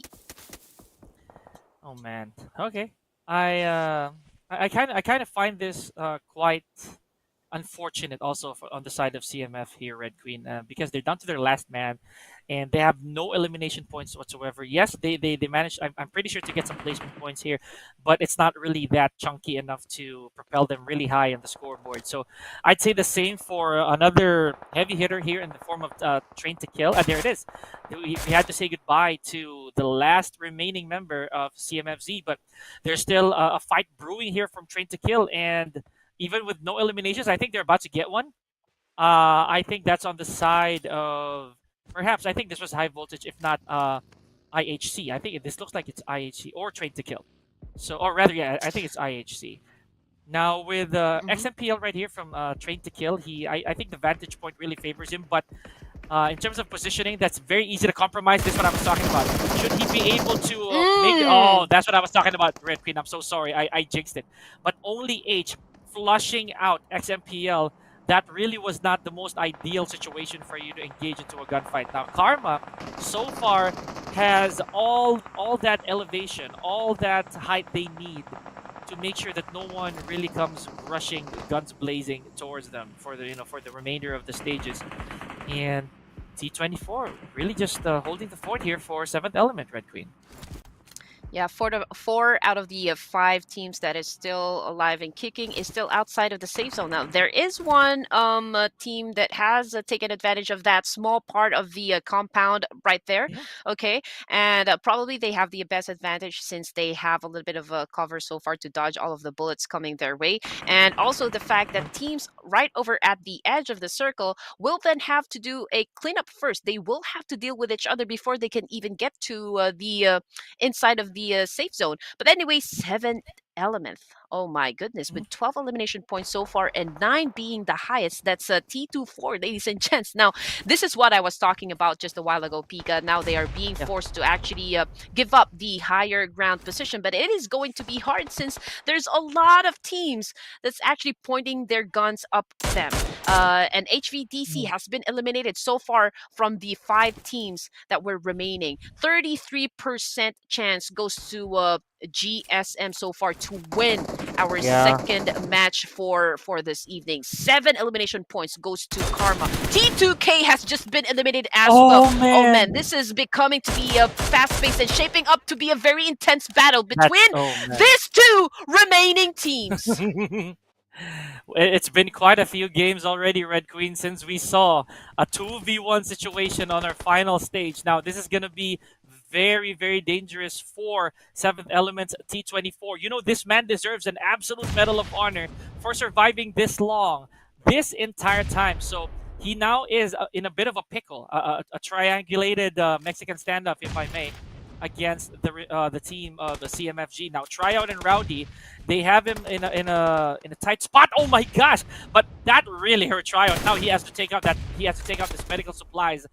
What a shot! That was from way far. Further than I could actually describe here, Red Queen. Now, Rowdy on that rooftop, he has to be very careful with his peak because seventh elements T24, he has that sight on and ready for that Mm-hmm. pre-fire. But okay, I'm really Mm-hmm. holding my breath here. Look at the record that OP has under Nope. his name. He has 10 eliminations, Red Queen. So one Yep. wrong move from CMFG, and we are gonna have a Soul Survivor chicken dinner here for seventh element. That's Man. it. The play zone thwarted his dreams of being the last man standing for seventh element. Congratulations to CMF, Red Queen, for being our second winner chicken dinner. I mean, it's just so unfortunate because on the side of the seventh element, although they have been racking quite a good number of elimination points so far, I mean, I mean, he didn't have that much of like space to move around the front, right? I mean. CMF, they have the vantage point working out for them. Even the position so far, I mean, they don't have that much pressure. They were just really being patient, and letting seventh element expose himself. But so far with that nade and that big damage and the blue zone devouring him, I think it was really the end of the line for seventh element. So that was a big win on the side of CMF. But here we go. We got Memo and D D46 with 4 Mhm. elimination points, both having like 600 worth of total damage inside the game. Tryout with 2 elimination points. Same thing with Rowdy. And man, I mean, a lot of teams right now, Pika, have been, showing up, have been stepping up their gameplay, maybe because of the fact that we are really getting closer to the end of this whole tournament. And right now, they are really putting Mhm. out their best weapons, or like maybe their secret weapons, and maybe their ace, right up in their sleeves. And I can't blame them, Red Queen, especially for every single bit of point that you can gather this far into the tournament, whether it's in eliminations or even placing in the top eight. That's where you technically start getting some placement points. But with no question, seventh elements. I hope I'm reading this right. Cheese top or Chese top with 10 eliminations. This is T24, I think. If I assess the situation right, with 76.92% contribution, Red Queen, this has got to be a record, because we saw how he went the full length of the match before he actually got eliminated. So good stuff from Seventh Element. I have nothing else to say, for this man, that it was also not a point, Red Queen. He never gave his elimination. He never gave his death to anybody. It was literally the play zone that took him out of there. So congratulations, good stuff. And I love the fact that, teams are actually finishing up with a double digit score, for Hmm this match. I mean, hmm everyone is just, like sticking to the objective of the tournament. Again, with the new point system that we have so far in play, you really have to lean towards, on a kill based strategy. But here comes the head to head, and this is right now Spy coming from Karma, and D46 from CMFG. 818 total damage dealt by My Spy. goodness. They have the same total elimination so far, and pretty much similar when it comes to their average survival time. But you know what? The damage still goes to goes to Karma. But anyway, these are the top performing teams so far for our match number 14. So CMF again with the 12 elimination points. So okay, so I thought it was gonna be seven element that will be leading the chart, since they have the higher elimination and the damage as well. Pika, Karma coming in Mhm. at third. Okay, high damage, but pretty much low in the elimination points so far. They failed to actually convert those damage into elims, but HV, high voltage here, also good performing. Same thing with Raging Bulls, I guess. And this is okay. Red Esports with 7 elimination points so far. Just one for the placement points, because then again, it is not so much reliable so far as it used to before. I might correct myself. Yesterday, apparently, I believe game number 7 was actually for Yangon Galacticus. So they did score the winner chicken dinner, if I recall correctly. So good stuff right there from YG, but it really wasn't their game, this one, Red Queen. So hopefully we see more of their rectifications, or their momentum shift later on. So it's pretty unfortunate that they had to drop off this early, and I would say the same for GE, for Genesis Esports as well, not being able to deploy at all for this game. So yeah, fingers crossed that the remainder of the teams, specifically for those who are still in the running, if you're still within the top 12 on upwards, then this is definitely business, serious business for you. So if I'm gonna add also, Red Queen, for how Seventh Element did there, I think I think that they're also more than capable of getting a winner in a chicken dinner a little later on in the day. So fingers crossed, and no jigs for these teams. So yeah, and again, another disappointing turn right here. Red Queen only 149 nades. That is below our standards, but you know what? Okay, that kind of makes sense. Granted, where they are. I think everyone is just like heavy on the gunfights this time, Pika. But yes, I do agree with you. I mean, we are seeing a pretty low number when it comes to the nades being used in this tournament. But so far, still, I'm looking forward to see if this number will still go up high. We don't know. 8 total headshots. Man, that is quite low if you're going to ask me. I mean, we do have 16 teams, inside every matches. So I think most are going for the body shots rather than heading heading for, I mean, heading straight for the head. Ruthless Aggressive Warriors still leading week number 2 with 100 points so far. Agon was actually moved down so far because they were leading it yesterday, but now they are coming in with 97 points. But that is okay. I mean, we're just talking about 3-point lead. Yangon Galactica's coming in at third with 83. Okay, 77 for T2K. Stalwart with 75. Okay, that is pretty tight so far. Not much of a gap. IHC with 71 and a 1-point lead against Karma. 70, 63 goes to Hmm. MSX. Now, again, it's a bit too late, I would say, Red Queen, for NB Esports to make the grind and to try to even go for the stars at this point. But I'm pretty sure that action-wise, they're more than equipped to give us clippable, notable memories. And I'm looking forward. I'm really looking forward to that. Now, ladies and gentlemen, of course, we'd like to re-invite you guys.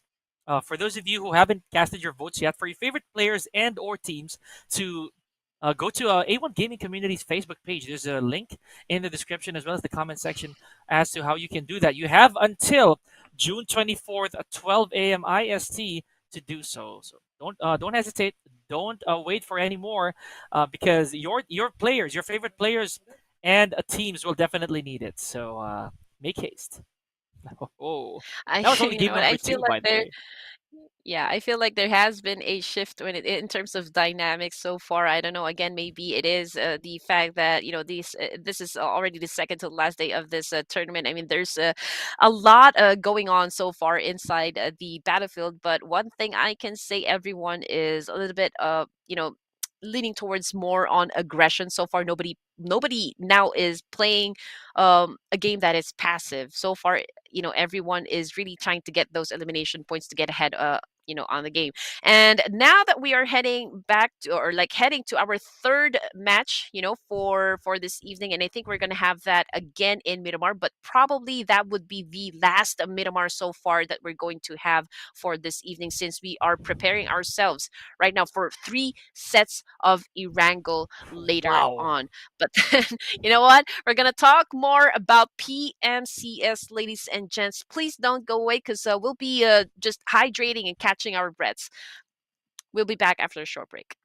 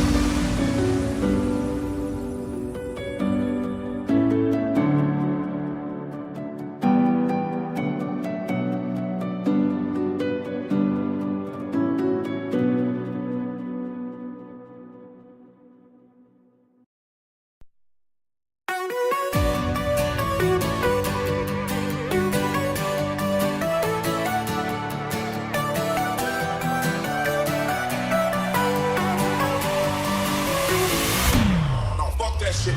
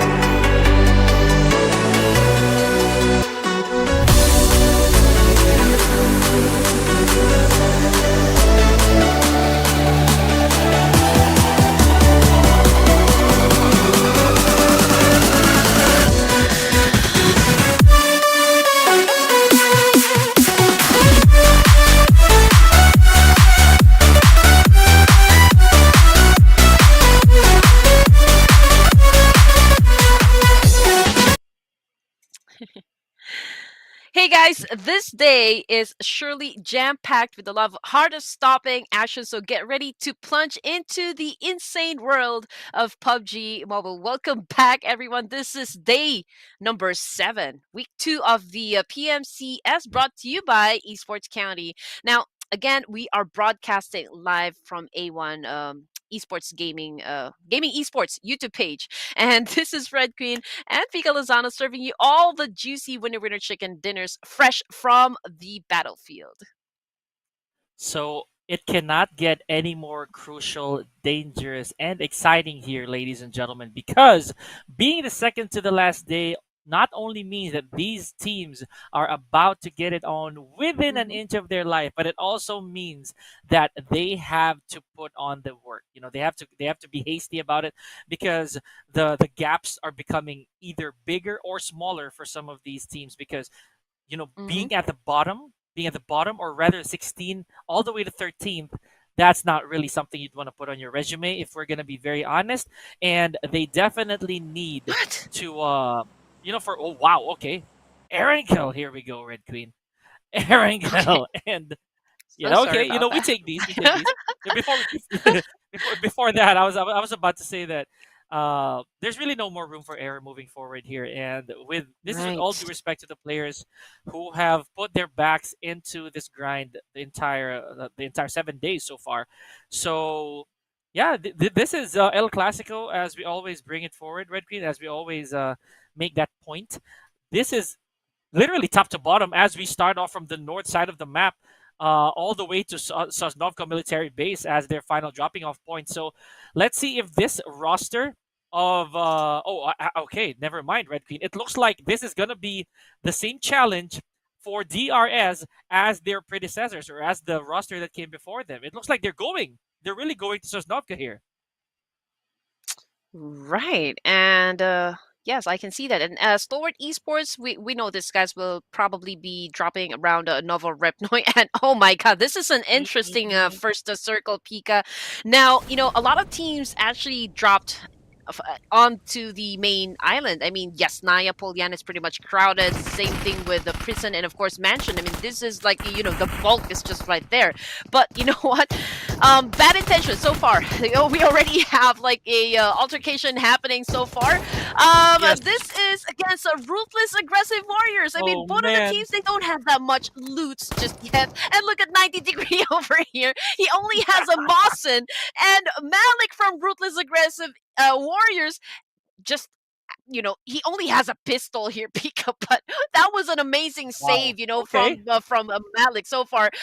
I mean, just imagine 4 elimination points for his team, and they Just like almost that. got wiped out. They almost got wiped out, but fortunately for Yes. Malik here, I mean, he has all the confidence. He kept us at the edge of the seat right here, but yeah, he managed to pull through for his team. And sometimes that's all you need, Red Queen. The boost of confidence, and the sense of wanting to go further into this. Survival instincts kicking in, if you will. So great stuff, as you said. That's 4 eliminations, and at the cusp of already being sent home, just like that. Now, Yeah. because of that exchange, I'm pretty sure that they're gonna be shaking off a little bit of the nerves, because that was quite an encounter. They did not want to go off without swinging for the fences. Now here we go. This is NBE Sports. Now, Red Queen, I'll give a little bit of background for our viewers who may not know NBE Sports. They pretty much gave a lot of how should I say, a lot of credentials thus far when it comes to being one of the teams that we have right here. So early on this year, starting March Mm. all the way to June, they've already racked up a number of good victories. Even in different tiers, from really high placing tournaments, or really high level tournaments, as well as just those that you can take under your belt. It means that they are more than enough contenders to give us the action that we really want. Now, speaking of action, MABATEX already, and again, they're going up against a limit over. This is probably one. Oh my gosh, Kezi77K takes out Nitrogen. This is kind of like a common scenery that we've been witnessing lately. Yeah, that was a risky move coming from Nitrogen. I mean, coming from behind that container over there. I mean, he Oh pretty my much know that there gosh. was, like a player coming from MABATEX over there that has the vantage point so far. And you know what? Kase over here was able to inflict a great, like a big amount of damage over there coming for Nitrogen.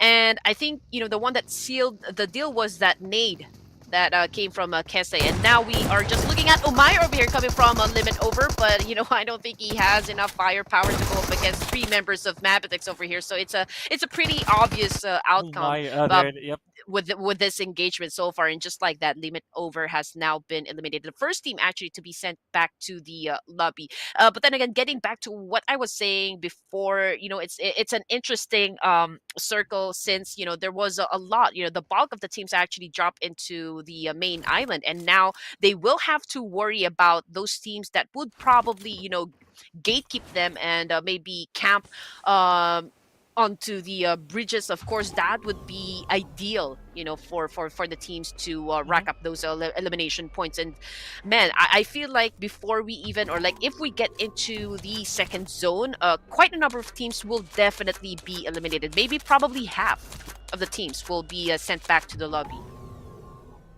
Yeah, and it's so early as well, Red Queen. We saw a diversity of how teams get eliminated throughout the entirety of the tournament, and being here, second to the last day, it's none of these are surprises to us anymore. What does come as surprises to us sometimes is who actually leaves and who stays.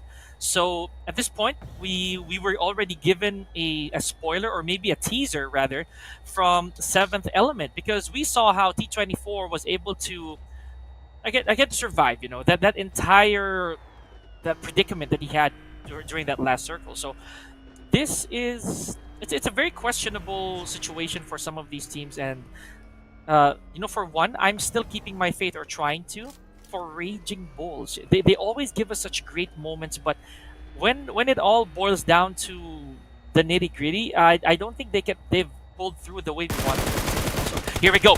This is an obvious drive-by here from A1, and what an exchange! Fist Boy, oh my gosh, brought to his knees here. But and again, it's a very very good trade so far with this Red Queen.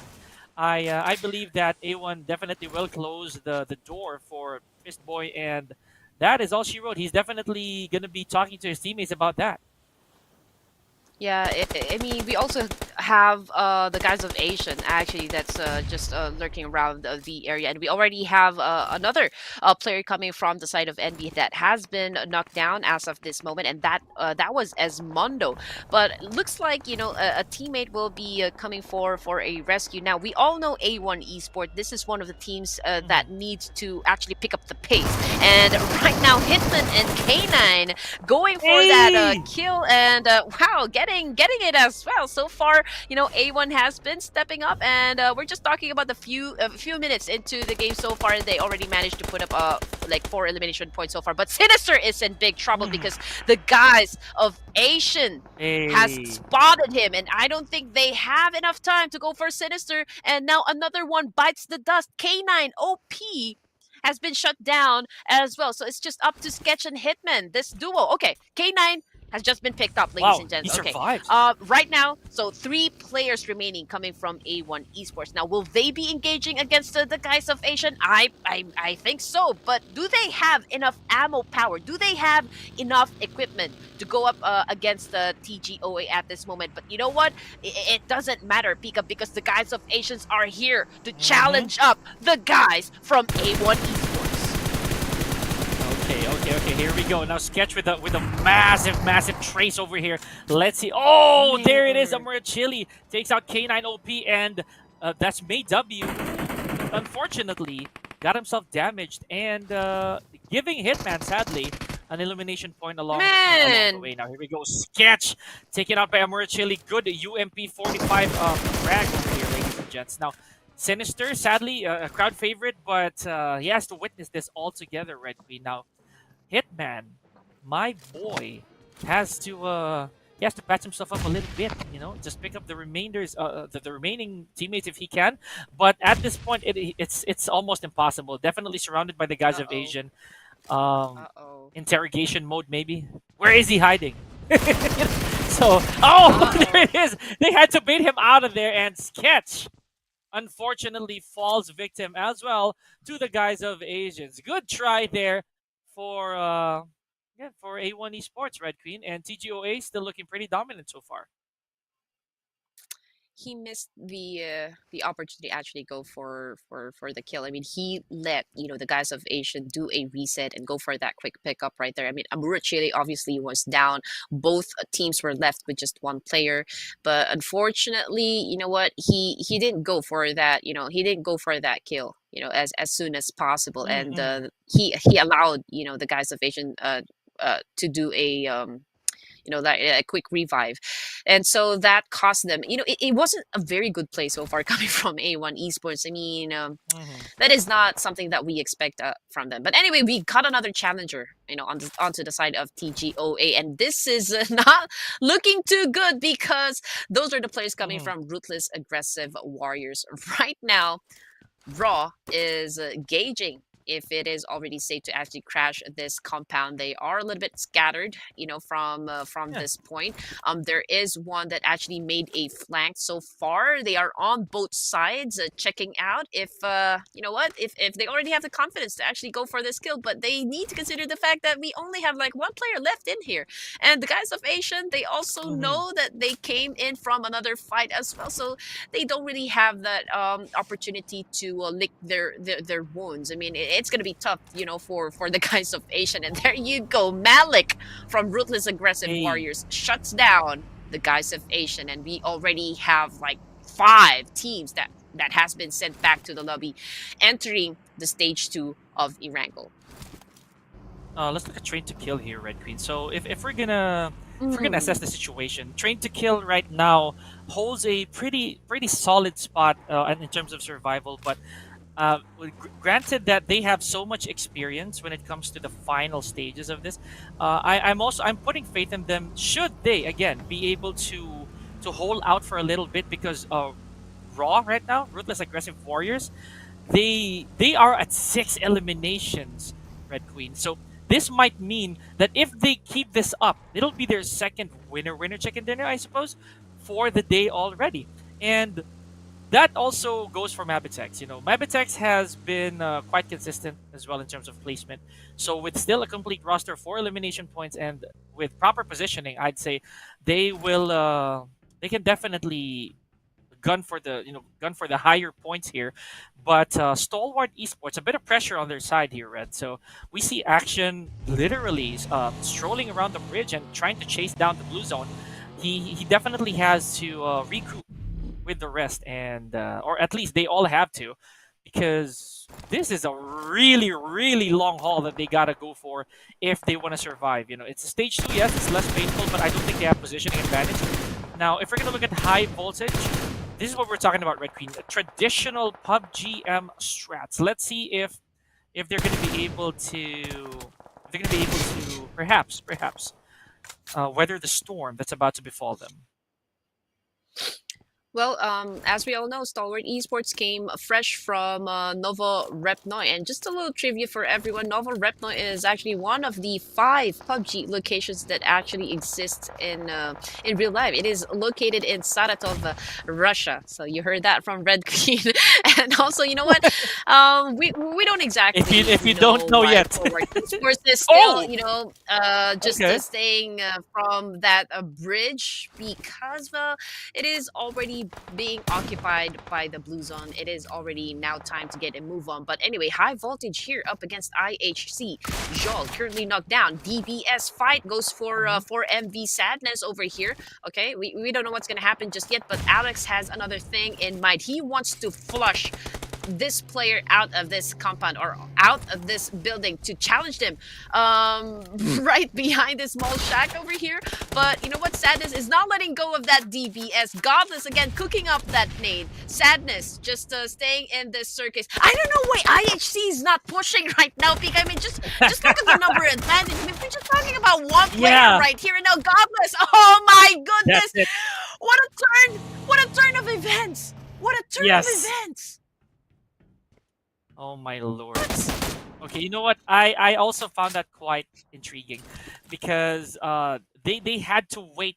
They had to wait a little too long for that to happen. I think the challenge was supposedly gonna be 50-50 if they play their cards right, but that was again quite questionable. I'm not gonna ask personally why they did not go for it, but that cost them dearly with no elimination points. I think the damage scale will also be very little on the side of IHC. Now, moving forward, we see how MSX will, definitely still in this, and I think they're trying to prey a little bit more on who's gonna miss a few steps of their defense. But MABATEX, even with the supposed submissive or passive gameplay that they're doing here between, they managed to top the charts here with 7 eliminations already, catching up and even surpassing Raw.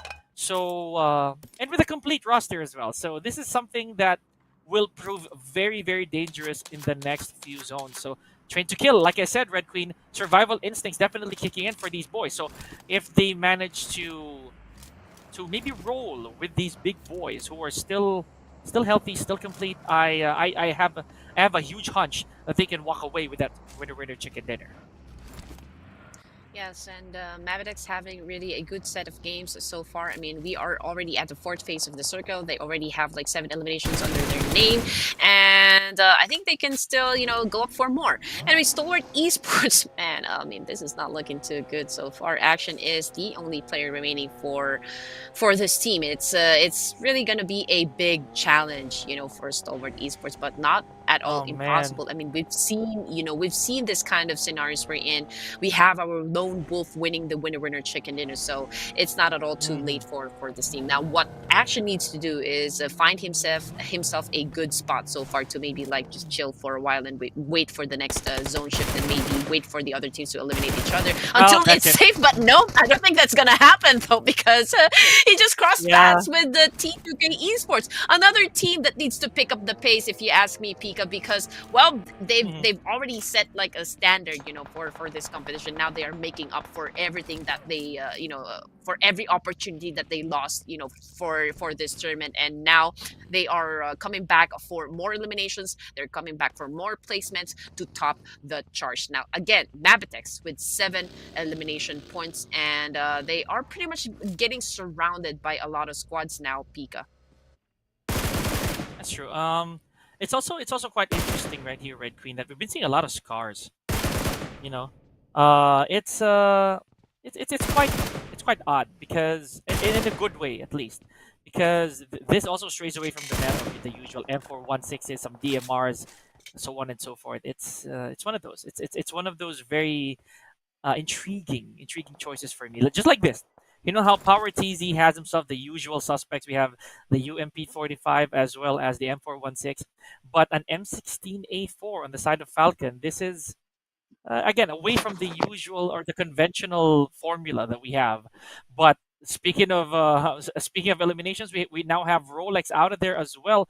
I believe Rolex was the second man from a DRS, second to the last man. Now that leaves only one. And this is not okay. There it is, Red Queen. I was about to say that this is not how DRS would want to exit with this roster, because we are now down to our last 6 teams. And look at this, Red Queen. 4 out of the 6 teams are still complete. We're gonna have a long night here. Okay, all right. We are also preparing ourselves. We don't want our heads spinning as we go into the 4th phase of the circle, ladies and gents.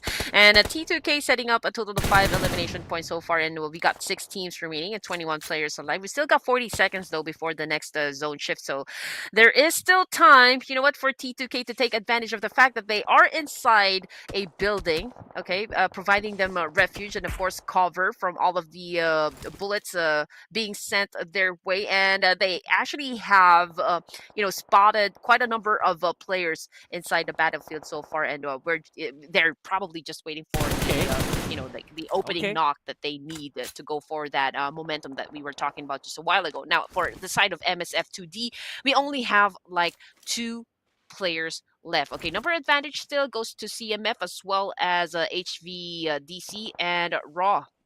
Ruthless Aggressive Warriors. But so far, all the cleaning up needs to be done outside of the circle, just like MABATEX over here up against Yep. HVDC. And you're right, we actually have one player working for HVDC at the moment. I think they had a substitution of some Hey. sort, because Sadness is actually part of For Miracle Vibes. But then again, on the side Yeah. of DRS, they have been eliminated Pika. But then again, this is like a good training ground, for that Yes. roster, because again, these are the titans of every communities, right? But getting back into the game, 8 elimination points goes to MABATEX. Wally is currently knocked down now. Baby, make that Hey! shot against Rogue. There he is Oh, again! it was actually Casey. The Casey that got the knockdown so far, instead of Baby over here. Now here comes Baby, and oh my God, Oh, Baby that's it. driver just went straight to the opponent Santier. Santier capitalized on that fact, and man, he just got the elimination points for himself. Now we are looking at 9 so far for HVDC over here. But again, very dangerous manpower disadvantage here on the side of high voltage Red Queen, because they do have revive two members, and that's not where you want to be this late into the game here. So this is what I was talking about, Red Queen. Ruthless, aggressive warriors, literally tendering up the meat before they go for the cooking, and with 6 eliminations, still very complete. They even hold the high advantage against CMFZ in terms of elimination points. So they don't need to push so far right here, and there it is. MSX with no eliminations whatsoever. Wow. Sent packing.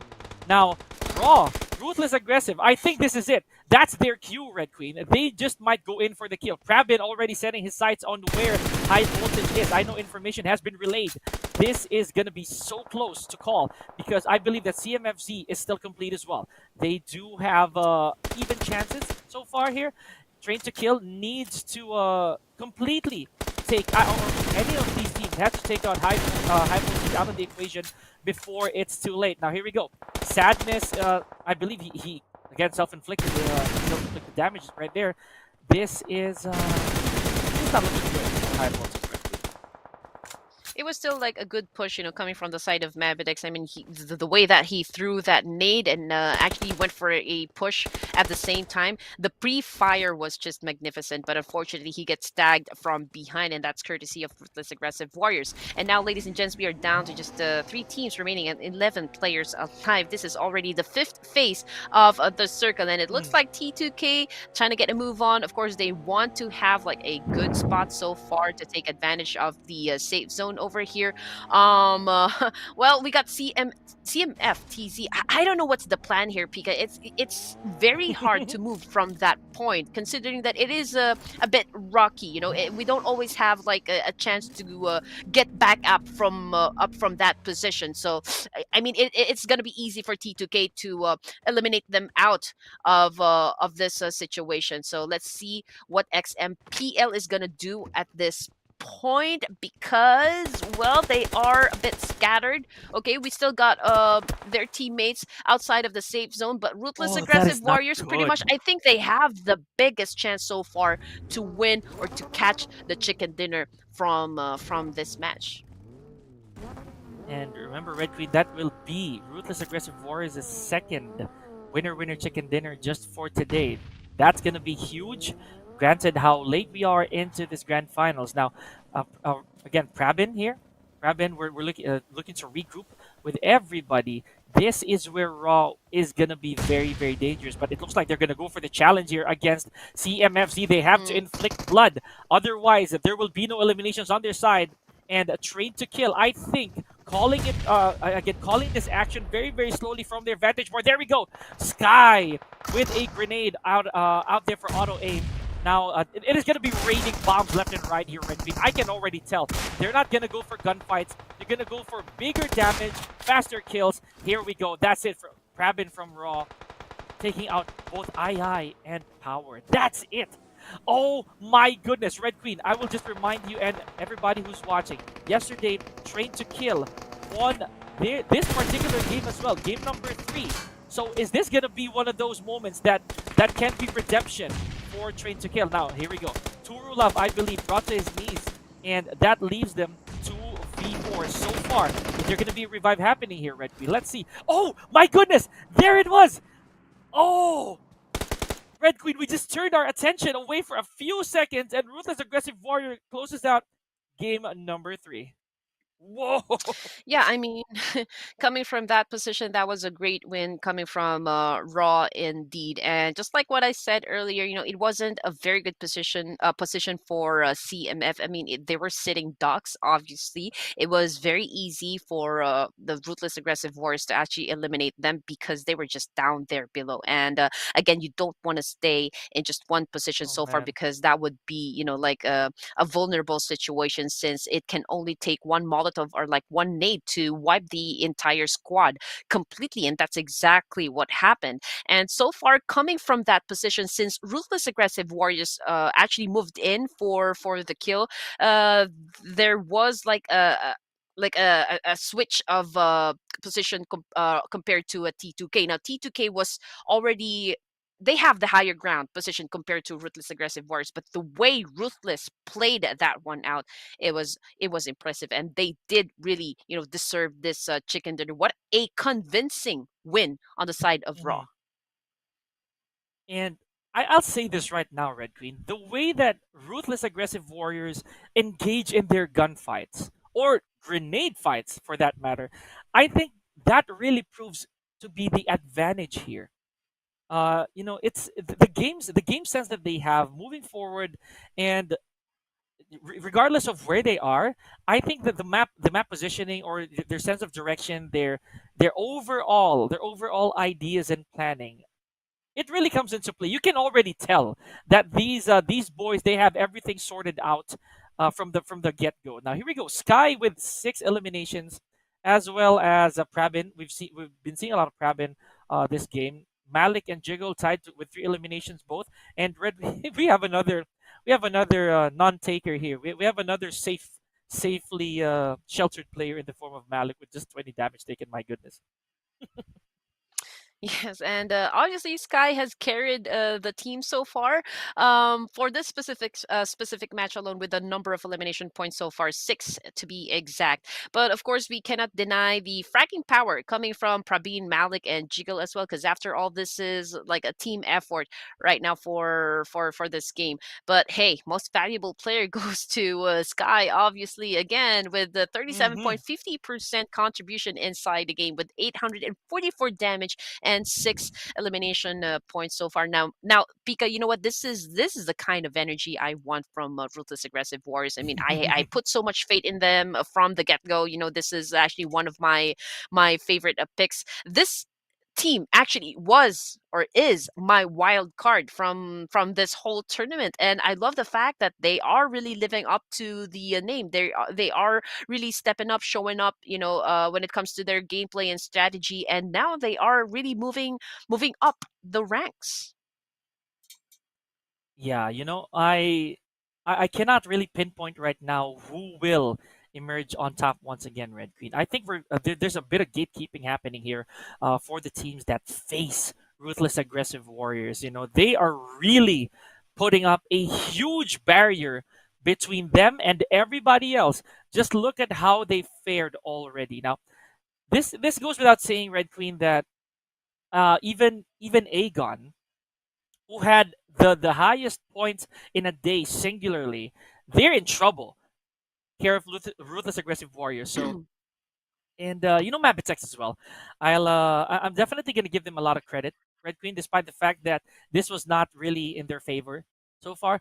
But the way that they've been handling their gunfights, their engagements, you can really tell the evolution coming off of week one all the way to now. So much love. Look at this again. Like I said, Red Queen, MABATEX has not left our sights with the way they've been moving around. And Train to Kill, of course, never fails to amaze me. Yes, they did not get the similar chicken dinner from yesterday, but second place with 13 eliminations, that's really something. Now, High Voltage, of course, with 13 tied, basically tied eliminations and total points.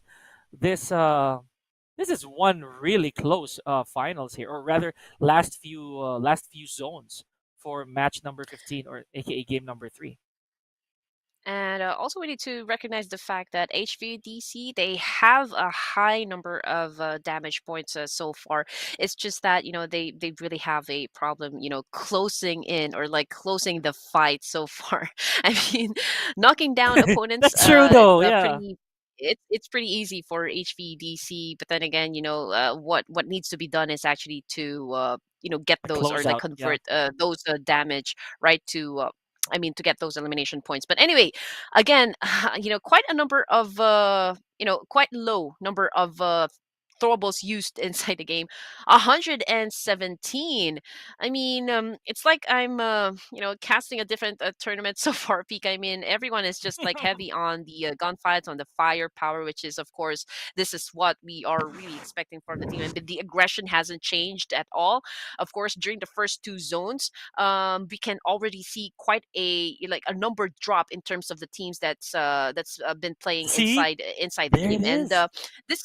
this is what we have been expecting so far, when it comes to PUBG Mobile. But there we go. Overall standings. Again, this is from day 5, ladies and gents, up to day 7, which is today. 126 points for ruthless, aggressive warriors. Very high on elimination points so far. Again, this is the kind of energy that we are really expecting from this team. Hmm. Still a non-mover. Agon I8 with 97, 7-point lead against T2K. So T2K is really catching up a bit. YG placing in at 4 with 83, 77 for Stalwart Esports, 71 for IHC, and we got Karma over here with 70 points, MSX with 65. So this is pretty much the same top 8 performing teams so far in the overall Hmm. standings. And as I mentioned earlier, Red Queen, the shakeup really happens between those on 12 all the way to 9, because 16 to 13, they really have to make haste.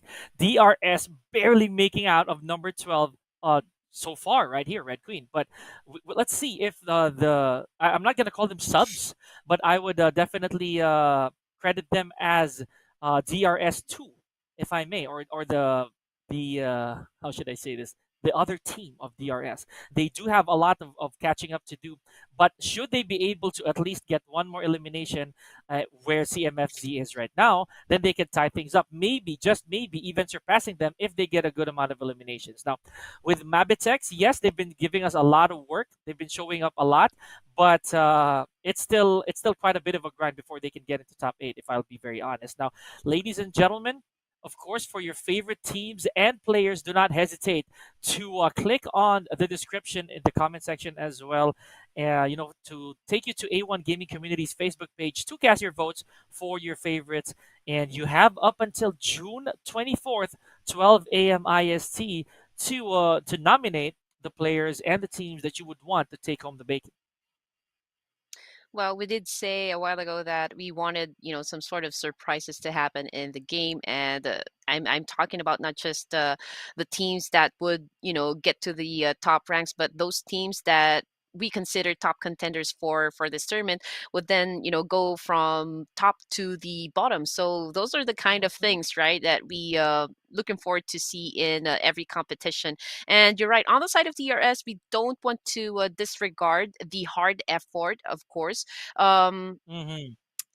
we were still waiting if we can see a little bit of improvement coming from DRS, but then again, we need to consider that probably these are the young bloods, coming from DRS, Mm-hmm. and this is actually a very great training ground. We've mentioned that a while ago as well.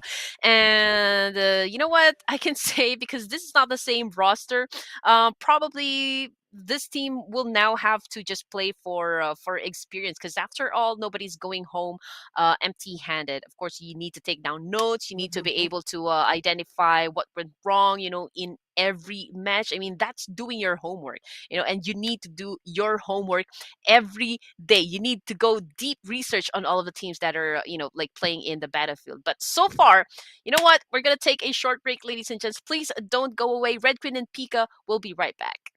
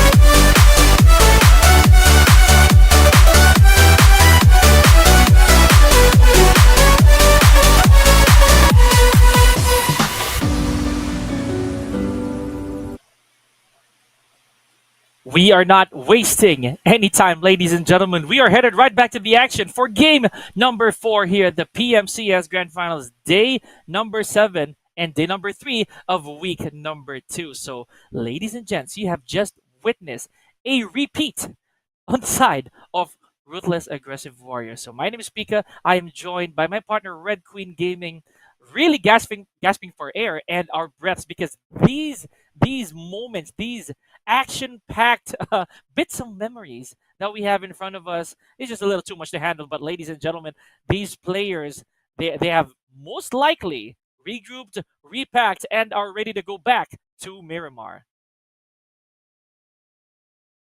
Hey.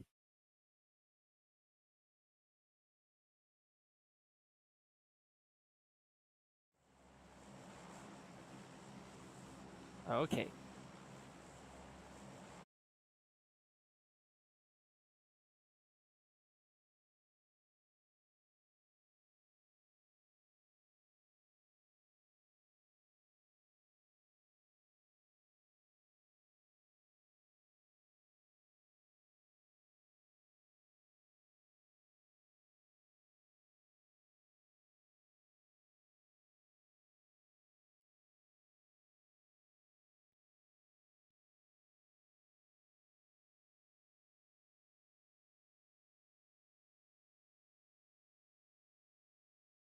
Oh boy.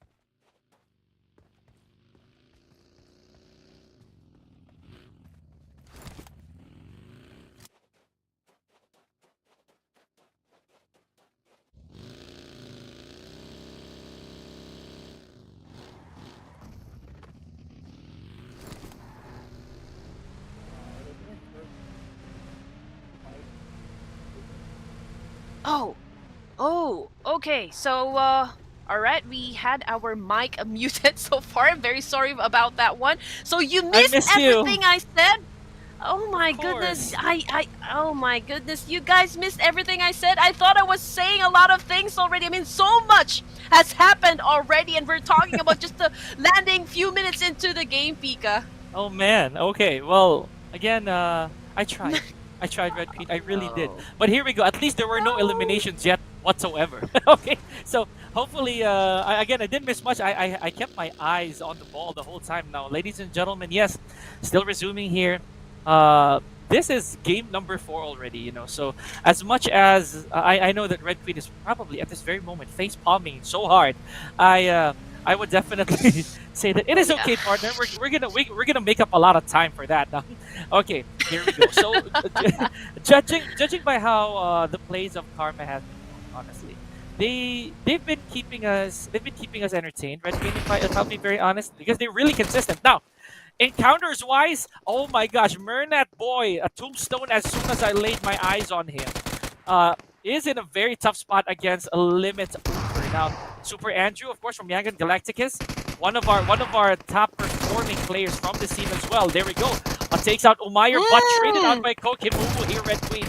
Oh my goodness. These compounds and these buildings are not proving to be very forgiving so far for both of these teams. Now, there's no third-party dip right here, Red Queen. This is pandemonium. You know, for lack of a better comparison and/or terms. Now, Romeo Boy does not have as many shells enough, I think, to take out the entirety of the team, but definitely gets a number of frags to his name.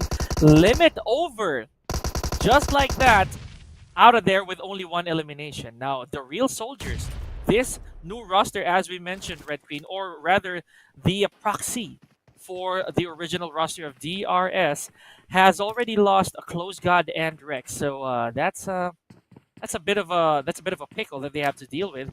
But Kansha, oh my gosh, there we go. Rolex out of their care of IQQ from Agon. Now, Agon, again, Red Queen, they no longer need any introduction for our fans, for our followers, for the spectating here, because they are one of the teams that have been performing thus far. And just like that, Red Queen, a very tough spot on the side of DRS. My goodness, early exit for the one of the big names that we have here in this tournament. And please catch your breath, Red Queen. I feel for you so much, but here we go. Yeah, felt like I wasted too many hype cast when my mic was muted.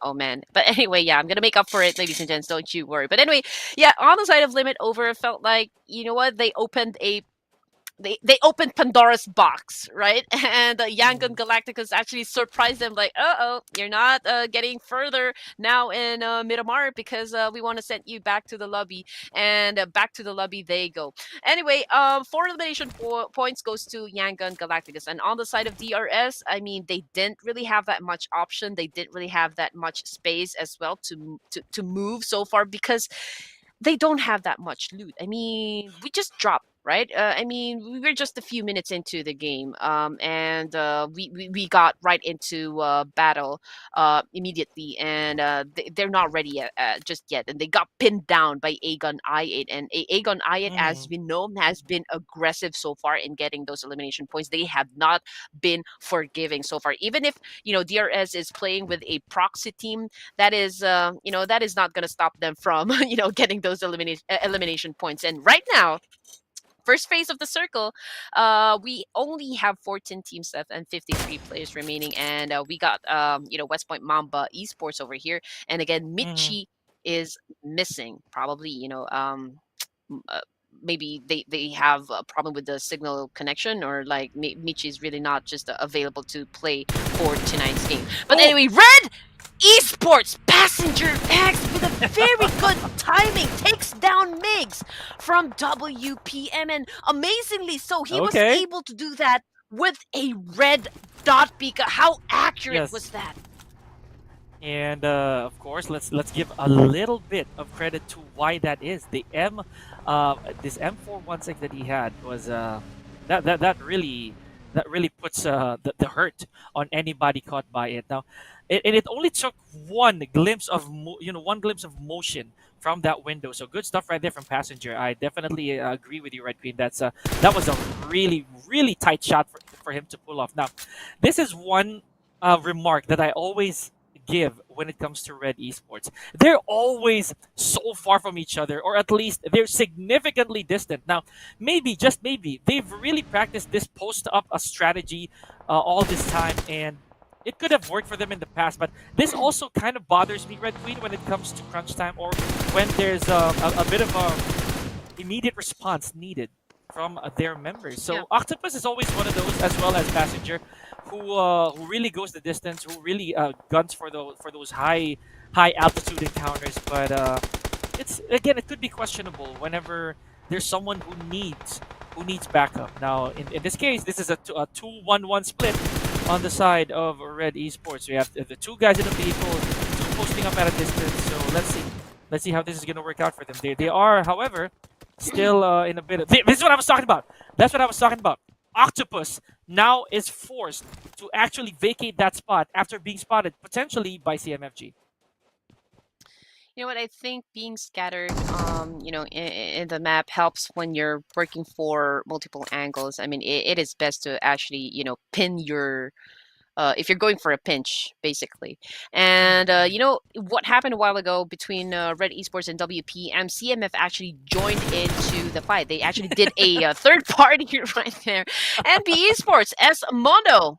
Wow, I mean, this guy has not been stopping so far in getting those elimination Yes. points as well. He found Mr. Black coming from Raging Bulls, and right now Mr. Black is all alone, bleeding so far. But Remen is coming to his rescue, but Esmonde, of course, has his eyes set on Mr. Black. Maybe there will be some sort of baiting that is going to happen so far. Like maybe invite the rest of RGS to go inside that warehouse and help Yeah. pick up their teammate so that they can go in for a kill. But Essay over here, okay, he is up against a Mortaza right now, right at this moment. Okay, looting some more. He has an AKM though, and this is one of them good too. gun to have, right?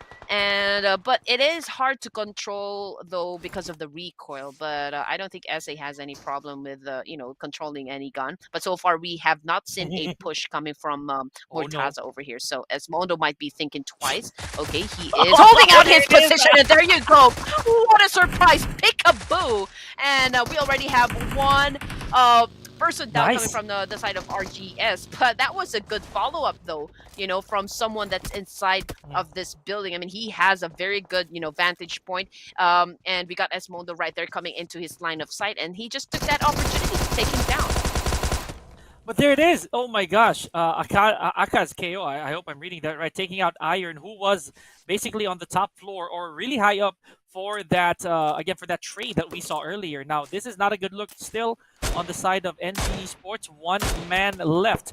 And that was worth it, then I would say so. But in terms of survivability or survival, I think they're really not they're really not gonna bank on that pretty soon, So with stage 2 still here, we're still underway before the next shift. This is quite a journey for those teams who are down to their last man. We're gonna check out that later on, but right now we have IHC with the Mini 14 just looking over the horizon right there for MABATEX Esports. I'm pretty sure they've caught wind on where these teams are, specifically Casey. Look at this. Well equipped with an 8-time scope. You can start counting hair strands with this thing equipped. Let's see how Ziol is gonna deal with this encounter. That high ground, Red Queen. That will really keep you. That will really keep you in the game for quite a bit. Should you be able to defend it. Now, I think IHC. I think the plan here is maybe again to hold up, make sure that the other teams become a bit too complacent. And there it is. There it is. Another heavy hit from Krabin. We've been seeing a lot of ruthless aggressive warriors so far, Red Queen, but the chase not really coming into play here for Ziol. Manages to land a few shots from Agon Galacticus, but it's this is still anybody's game so far, Red Queen. 13 teams, still a long way to go.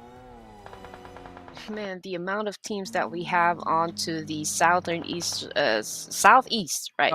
Southeastern side and northeastern side of Myanmar is just that's the bulk right there.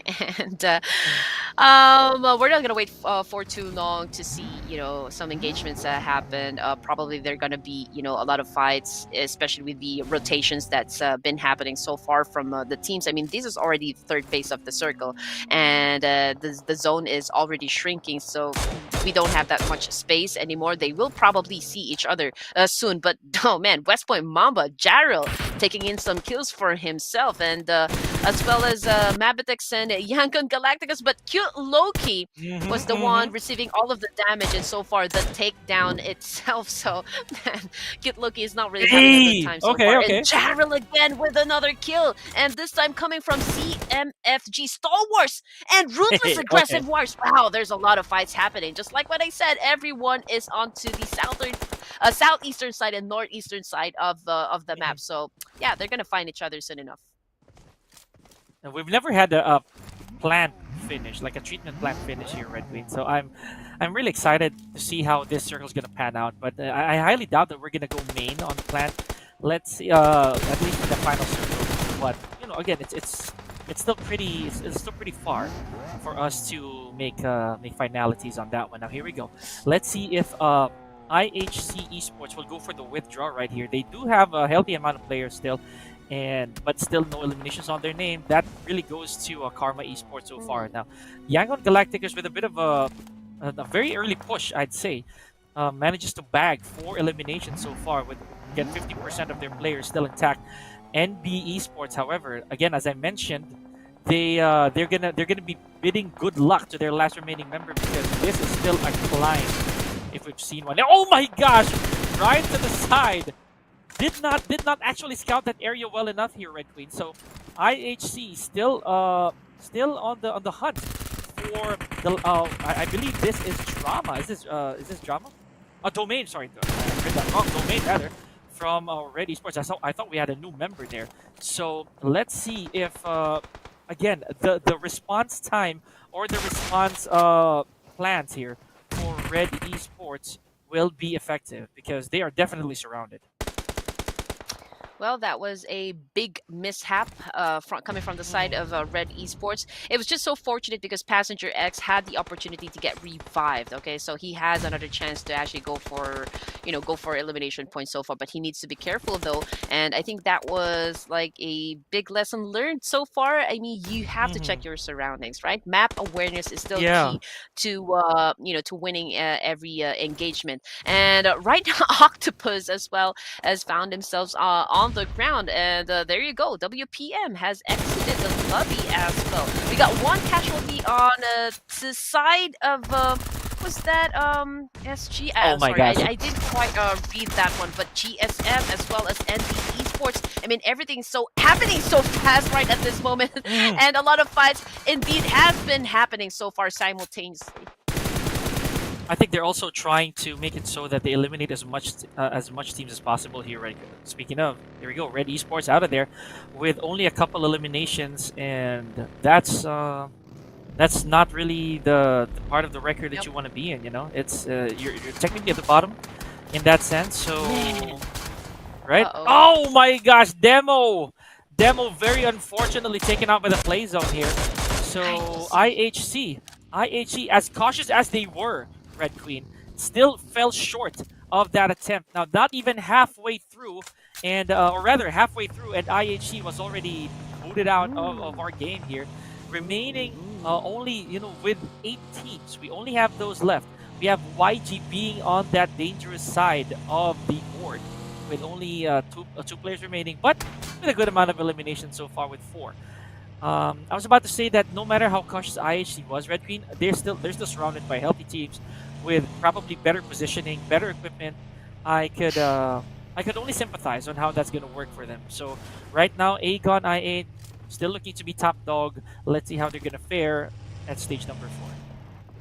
Yes. All right, here we go, ladies and gents. Jiggle rolling in a golden Mirado, ladies and gents. And you know what?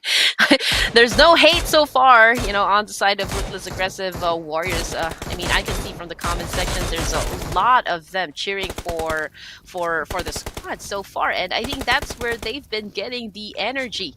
You know what? I hope it continues on until the end of this day. But so far, we are looking at 8 teams and 30 players remaining. Keisei, on the other hand, has been knocked down. And this is a player coming from MABATEX. And they are up against Ruthless Aggressive Warriors, who is right at the edge of the circle. They have the higher ground position, but there is still a little bit of pressure since, you know what?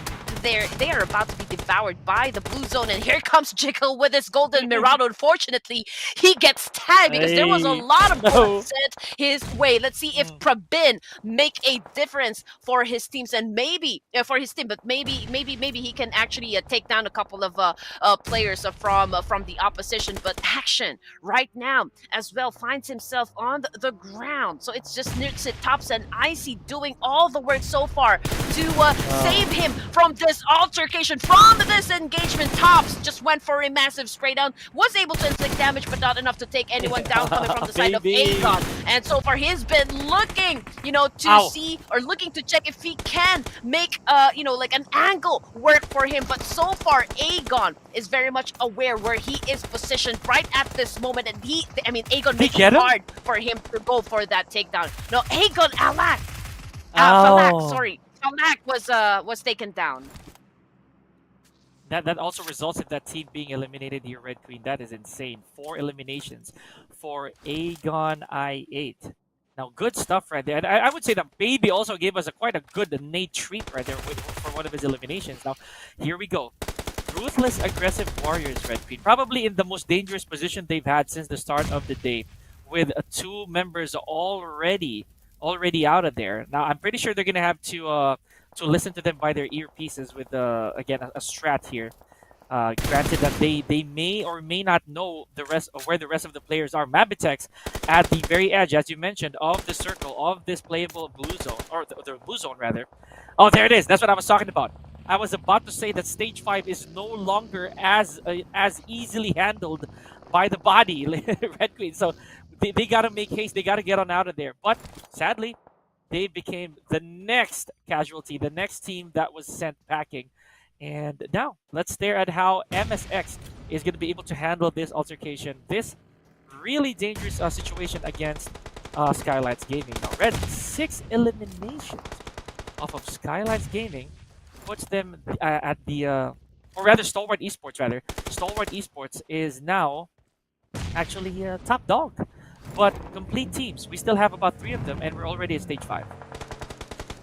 Yeah, stage 5, and this is the time for these teams to actually go for the smokes to conceal their position so far. Just like Skylightz Gaming over there, pretty much exposed. Same thing goes with the MSF2D. I mean, this is Miramar, ladies and gents. I mean, there's a lot of open spaces, and you just really have to use or capitalize on those throwballs so far. I mean, this will really help you, win some fights, man. I mean, you've got to put out the illusion of concealing your position so as to get a little bit of advantage against your opposition. Now, down to just 5 teams, Pika. We got Sky, again, the heavy fragger coming from the team, about to engage, another squad right up in that compound.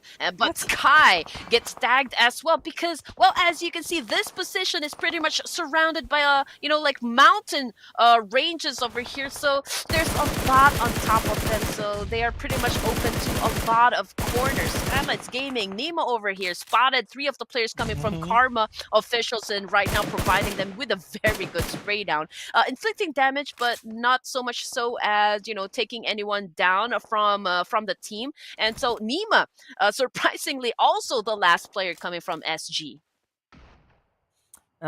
Interesting 3-1 split here from Karma. Honestly, they've had 3 eliminations whatsoever so far, rather. But I think that split may or may not cost them positioning. Despite the fact that they're still complete. The other team, specifically like YG with 2 members, they're intact. They could definitely go for an ambush here if they hold that compound to themselves. They can start picking off one by one, and I think Sky pushed for that.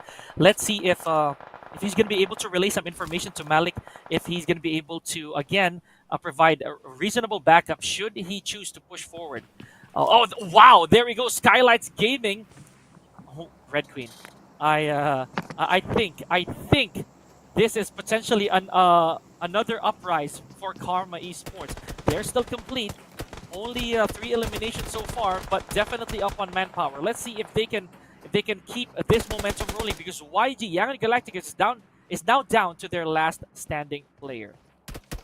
Well, you know what the fans were saying, actually, Karma is the rising star from this competition, but Ruthless Aggressive Wars, I think, proving them wrong. Of course, they want to contest what the audience has been saying, and they are now out to prove their name, but you know what? Forget about it, because Yangon Galactica's Romeo Boy was able to defend himself all alone. He was able to put down 2 players coming from the side of ruthless, aggressive warriors. But then, unfortunately, he was spotted by Karma officials, and there you go. Yangon Galacticus was out, is already out of the game. Now, number advantage, Pika goes to Karma, but they are up against MSX over here. Now, we need to consider the fact that, you know what, MSX, they have a pretty good position so far against the Karma officials. But of course, Okay. you know what, we still want to see what Karma, or like how Karma is going to play this one out. We got Toda over here getting all Mhm. the information. Of course, he wants to make a move, against MSF2D. But you know what? I feel like he's also waiting for some instruction or like a go signal coming from the rest of the team, because he has the opportunity to do a backstab gameplay over here, Pika. That's true. That's true. I'm actually holding my breath a little here, Red Queen, because should this flank be successful for Igneous, he has to really tread softly, moving into where MSX is, because the high ground advantage definitely will be a determining factor whether or not they can get this chicken dinner. Now, they've tied up basically the man count, the head count right here, off of from Karma. They did have only H earlier, but just like that, they were able to Boom! Nice narrow one. down that list. Okay, here we go. Toda takes I believe this is Jaguar, brought down to his knees, and I'm pretty sure they're not gonna go for the revive here anymore, Red Queen. It's a bit too close to call, and all that smoke will prove the dangerous vision-wise for any player who tries to go in. Let's go. Johnny now responds to his teammate. I don't think they're really gonna go for Jaguar here. The blue zone is already shrinking. It is closing in. This is anybody's ball game here, Red Queen. Six players still remaining in the battlefield. And I see a bit of gunfire coming in on the side of Karma. Now, Jaguar, is Johnny going to close it out? Yes, he will. I think he's laid sight Wow. on where Jaguar is. Okay. Actually, that was a very good shutdown coming from Toda. Oh, and there you go. That was the Oh! win we were waiting for. Karma official getting the Hey! winner chicken dinner. It was actually a very hard one to pull off, considering the fact that they Yes. are in the lower grounds. MSF2D was actually the one that has the best vantage point, but of course, Okay. we need to consider the fact that they are already being devoured by the blue zone, therefore being pushed to actually give up their position. I think one of the essential kills comes from Toda himself. Jaguar was moving in, like for another angle, flanking to get a better view of how Karma Esports is going to play this one out, but he Okay. immediately, put a period on that one. And that was that was the what do you call it, the domino effect that we've been waiting for on the side of MSF2D, and then Karma capitalizing on that one, and then getting the win. So that was like, Okay. one of the best gameplays probably, what I've seen for tonight. Mm-hmm. Yeah, me too. Me too. As early as now, I don't wanna jinx the remaining teams or the remaining games that we have. But the fact that Karma, like you said, they were in a very perilous spot, because I myself would definitely favor MSX from where they are. I think that Igneous's flank also made a huge difference, because though we did not entirely see that clearly on the feed, I think that Igneous was also able to go through with the backstab that we were talking about. I'm pretty sure he played a very big part in that last engagement. And we did not go the seventh, if I recall correctly, Red Queen. They did not need to go to the seventh stage of the circle. So it was closed out quite earlier than we expected, but good job to Karma official, because again, as the chat mentioned, these are rising stars. These are neophytes per se in this scene. I would not call them beginners, because as early as now, they they already proved to us that they are more than capable of holding their own. There's actually a lot of Nepali fans out there, because Karma is a From Nepal Nepal, yeah. From Nepal, yes. And yes, that was again a very good gameplay. Um, Everything was just like perfect onto the side of Karma officials. I think they established very good communication so far, because again, that wasn't a very easy gameplay to pull off. Igneous was definitely baiting those players coming from MSF2D, but then again, you know what? Good flank coming from Spike and Toda as well. MVP though goes to Romeo Boy, and if you tune in just late, he was able to actually defend himself against the players coming from Ruthless Yes, he Aggressive did. Wars. I mean, they were actually flushing him out of that building, but then again, Romeo Boy with the DBS, man, he was lethal, and he was able to Mm. put up, 8 elimination points so far, Look at and this. with an 88.89. That's I'm gonna round it off. That's 89, or close to That's 89. 90% so Yeah. far. The highest that I've seen in this competition. Wow, that's just great. Wow, and I'm taking quick glimpses right here, Red Queen, of how that actually went down, because I think they had no choice. MSX had to relinquish, or they had to evacuate that spot immediately, as soon as they could, because that was it. They were left with a very tight spot, and again, I'm just really baffled by how genius, how very intelligently they approached that last encounter. Good job to Karma. I'm not I'm not even gonna hold myself back here at all, Red Queen. Now, in terms of damage, yes, definitely they really topped the charts, hands down, no question. Of course, yes, with Yangon Galactica still having 9 frags to their name, we know that YG is also, they're also frag freaks, Red Queen. But again, at the end of the Mhm. day, the the name of the game is still survival. So good stuff that we're seeing so far. Right. I mean, on the side of Skylightz Gaming, they were able to finish the game at probably fifth place around this match number 16, but unfortunately, they weren't able to put up like a good number of kill points. I mean, that was just like two coming from Skylightz Gaming, and with a total of 5 points, that is a little bit low considering the fact that they are trying to make up for a lot of points actually for this tournament. I mean, they're looking to improve their stats. Of course, that is always the goal. But so far, they still need to push for some more. Anyway, YG Yangon Galacticas with 14 points in total, still a pretty good performance if you're going to ask me, especially coming from Romeo Boy. MSX coming in at third with 11. So far, these are the three teams that finished with a double digit so far for match Mm-hmm. number 16. And now this is quite like a big improvement with Nades Okay, used yeah. in this match, right? I mean, maybe because this is Miramar, and again we've Mm-hmm. seen like teams fight in a lot of open spaces, especially when we are approaching the last few zones from the map. And so we can definitely see like a high number count for throwables. And there you go, ladies and gents, ruthless, Wow. aggressive warriors with the triple digit right here for the overall standings, 135. That is a huge gap, against the second placer, which is Agon I8. It's probably the biggest ever so far, Red Queen, as far as I recall it. But again, this is still to be tallied at the end of the season and as at the end of the grand finals, ladies and gents. Now, with Agon, with that monumental win they had a few days ago, this really put their stamp on being this high into the standings. YG, of course, Yangon Galacticus with 97, T2K with 90, Karma with 88, Stalwart Esports is 85, MSX with 76 and 74 for IHC. Yes, unquestionable how they are the top 8 so far. But with MABATEX at 64, this is where the big lines are actually drawn, Red Queen, because they have a huge lead against high voltage.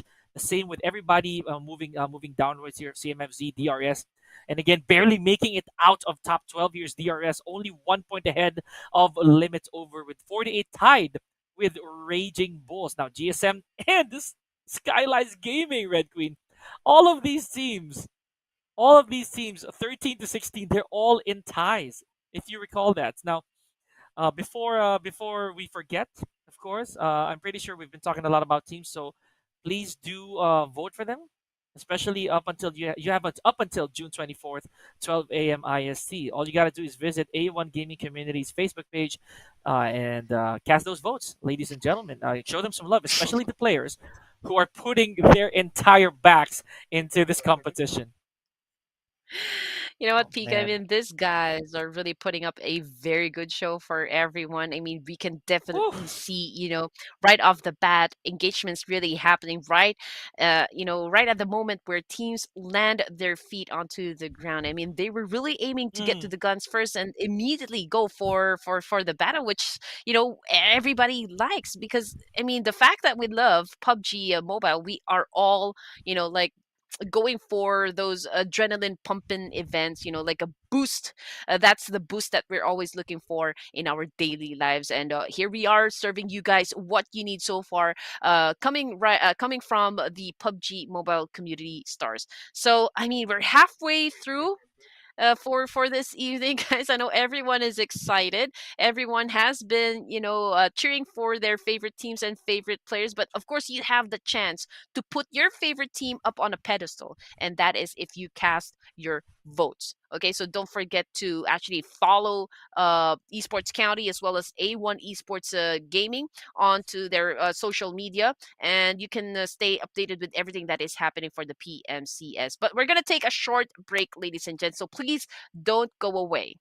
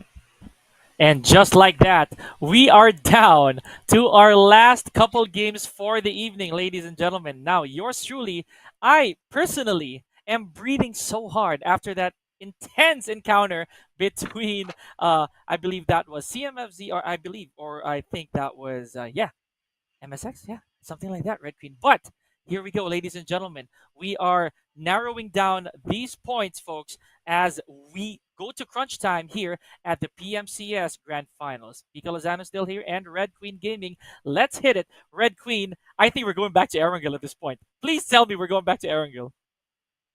Yeah, I probably think so because we had our final Miramar just a while ago. But yes, we are following a very tight schedule so far. I mean, we are not wasting any time so far. I mean, we are getting word, from production that we need to start our game. And you're right, we're heading back to Erangel. And so far, we're excited to see just, how the flight path is going to be and where the first circle will drop. But you know what? Most probably those teams that are like really highly confident in terms of their skill set will choose to drop around the central location because this is where all the vehicles are spawned, and also we have Yasnaya, Rozok School, Pochinki, which is of course not so far away when the circle drops. So there's plenty of space to go around. But we'll always be intrigued at which of these teams who will be dropping around the military base. But hopefully, Mhm. we can see a forgiving first circle here, Pika.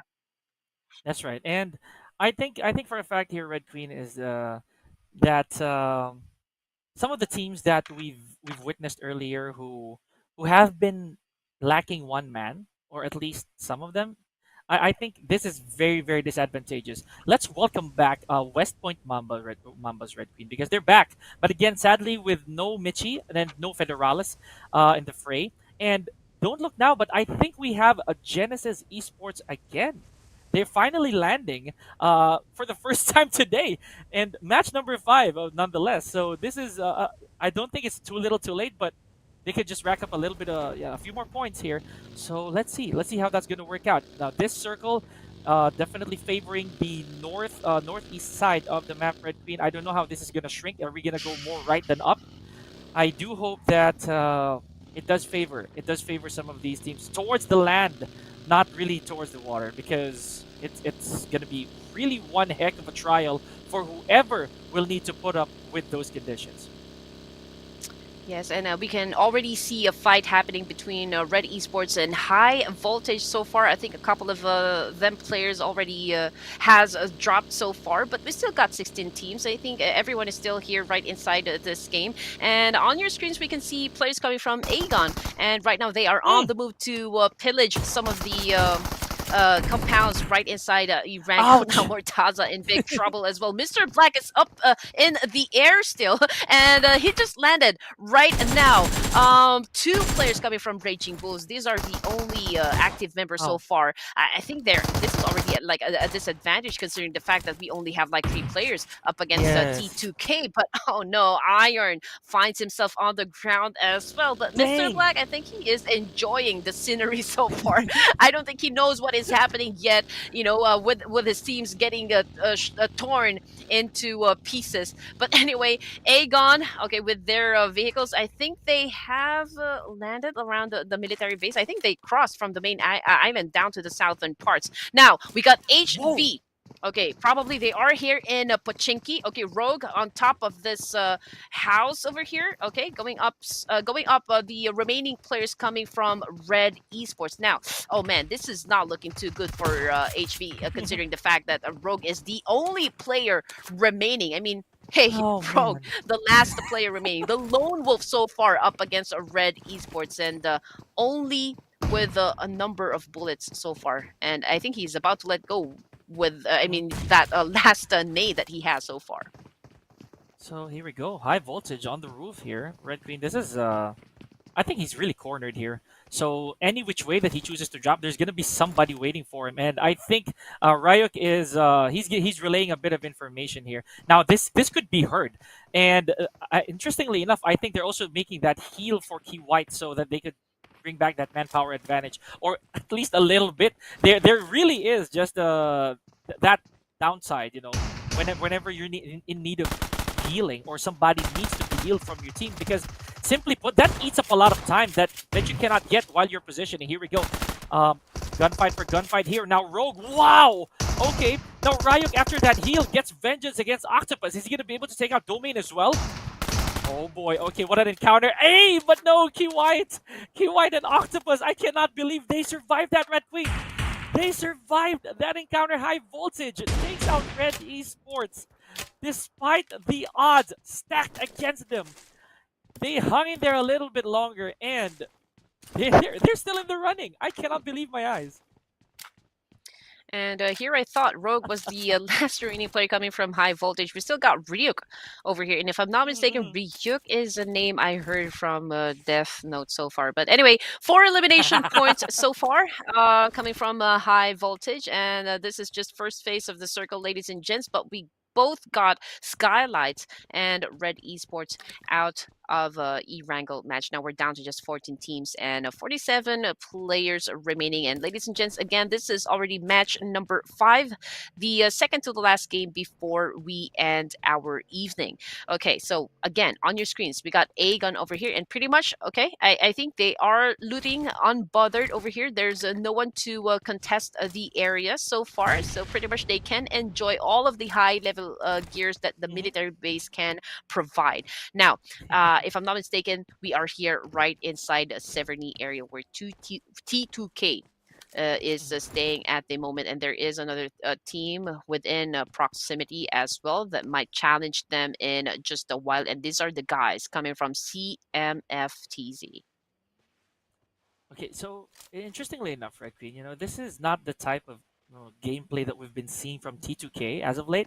They're usually very very slow, or if not slow, they're kind of they're more passive and tactical towards the early stages, or at least that's what we're used to seeing from them, right? I know that they could change their tempo whenever they choose to, but the fact that they already lost XMPL and Turulov this early on, that is a huge deal because we trust the survival instincts of T2K, right? We've seen them, whenever they reach circle or like stage number 4 or 5, they could go that long untouched without any, with a barely a scratch on them, or at least still alive and kicking as an entire unit. But at this point, I think they overstayed their welcome, wherever wherever they dropped. Now they're going to be forced to deal with an entirely healthy CMF squad over here. Suyog, I know, is hearing a little bit of a relay from this member. I'm not really sure who this is, from T2K. I keep gapping because of the characters, but with this over the shoulder perspective, I'm pretty sure they already know. Oh my gosh, that was a really dangerous push here, Red Queen. Now there's information to be delivered by Power. Oh no. Oh Okay, no. that was another missed opportunity coming from T2K Esports Power TZ. Okay, just in the nick of time, he was able to dodge those bullets. Okay, but that was a really close call. But so far, this is the calm before the storm. Now, Elite over here. Okay, we know pretty much that one of the players has already exposed his position, but I don't know what CMF was thinking exactly because, Bye well, bye. I mean. It was someone was already almost taken down, so they should probably know how they were able to pull off that kind of attack. It's because they have a vantage point. But so far, Power Mm. TZ and Auto Aim right now, this duo is all we need to save the day. Of course, we can see UMP being used so far against one of the players coming from T2K, again with a name that I cannot read, that I cannot pronounce so far, but he is the one clutching up all of those kills. All right, Power TZ, Auto A making a move, and T2K has okay. already gone down with an S12K, and there you go, Suyog getting the job done. 6 elimination points goes to T2K. All right, all right. We're seeing that. We're seeing the survival instincts kicking in. Sadly, this is again a tall order, Red Queen. We still have a bunch of teams over here that are still in the running, and without any haste. I'm pretty sure they're gonna take their sweet time because we are only at stage 1, and we've already lost uh 3 teams in the process. Now, Red Esports, again, I'm gonna bring up my point. Even with those eliminations, a couple of points right there, I don't think that's really worth it for that push. And if you look at the bigger scheme of things, that's really not gonna serve them well. But Raging Bulls, again, Red Queen, with a hit and miss. How should I say this? Exposure. Almost for every game, they can do really well one game and be very indecisive the other. So I kind of, I'm not that I'm dropping the ball on Raging Bulls, but at this stage of the tournament, this is not looking very bright for the Bulls. Now, let's take a quick glimpse at the map here, Red Queen. So I think they're gathering along Poliana as well, and past Georgia Pole. So let's see if these teams are actually gonna go for more eliminations instead of survival, because again, second to the last, they really need to rack up eliminations. Otherwise, the last resort that they have is chicken dinner. Yes, and lots of traffic, of course, coming from the southern side, and everybody is heading up towards the middle of the circle over here. Everyone is on their vehicles so far, going for some quick rotations. So there might be some rotational fights that's going to happen sometime soon. They're probably going to cross paths at some point, from inside the circle. But anyway, 3 teams. Okay, SG, Red, CMFC, again, ladies and gents, has been booted out of Erangel. Okay, match number 5. And on your screens, we got Yangon Galacticus over here. Okay, so far they have a complete set of players. Okay, we got Super Andrew right here doing a bit of a emoji right there. And it's Relaxing a still bit, pretty much loosening up. chillax. Yeah, pretty much a chillax time, so far for Yangon Galacticus. They have not yet spotted out any teams that might challenge them just yet, but it's a different story on the side of the guys of Asian, because they have spotted out Grind and just put an end to him. A1 Esports, they came actually from Yasnaya. Okay, and so far it has been rotating still, but the guys of Asian, we got Edward over here. Okay, so far he knows there's two players coming from Agon, and May is trying to drop down, trying to crawl back to his teammate over here to go Mhm. for that quick pickup, but he needs to help. He needs to help Amura Chili over there to put down this Oh, two never players coming mind. from Agon I8, but I think they're going for the quick revive first, okay? But they are being thrown a lot of nades so far, but here it comes. The attack coming from TGOA on top of this heal over here, that small here. Let's see if they can actually, be successful from this engagement. The guys of Asian, they can be hot and cold sometimes, Red Queen, but I've always put faith in the guys of Asian. We said this before.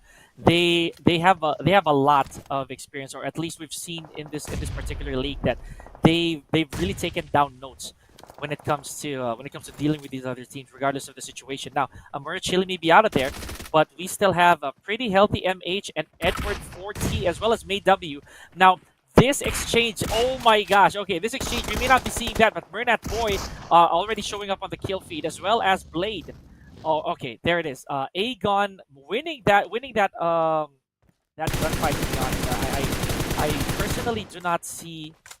I personally do not see the guys of Asian making it out of here. Oh, there it is, making it out of here in one piece. So sad truth there, Red Queen. They leave with only one elimination. Yeah, and I'm trying to eliminate the mosquito that's been hanging around so far in my room. But That's what anyway, I'm West hearing. Point Mambas.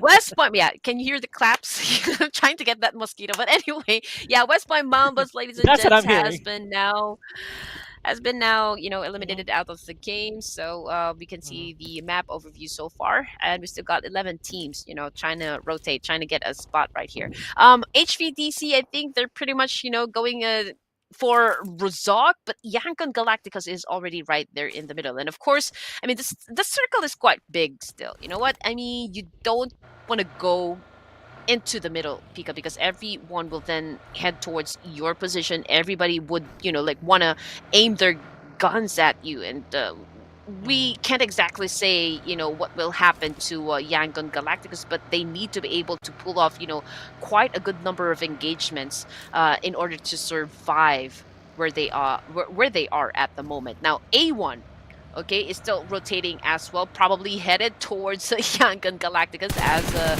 we speak of it. And there you go. There is a challenge happening against Yangon Galacticus, and this time coming from the players of A1 Esports. This is Sinister's team, everyone. Crowd's favorite.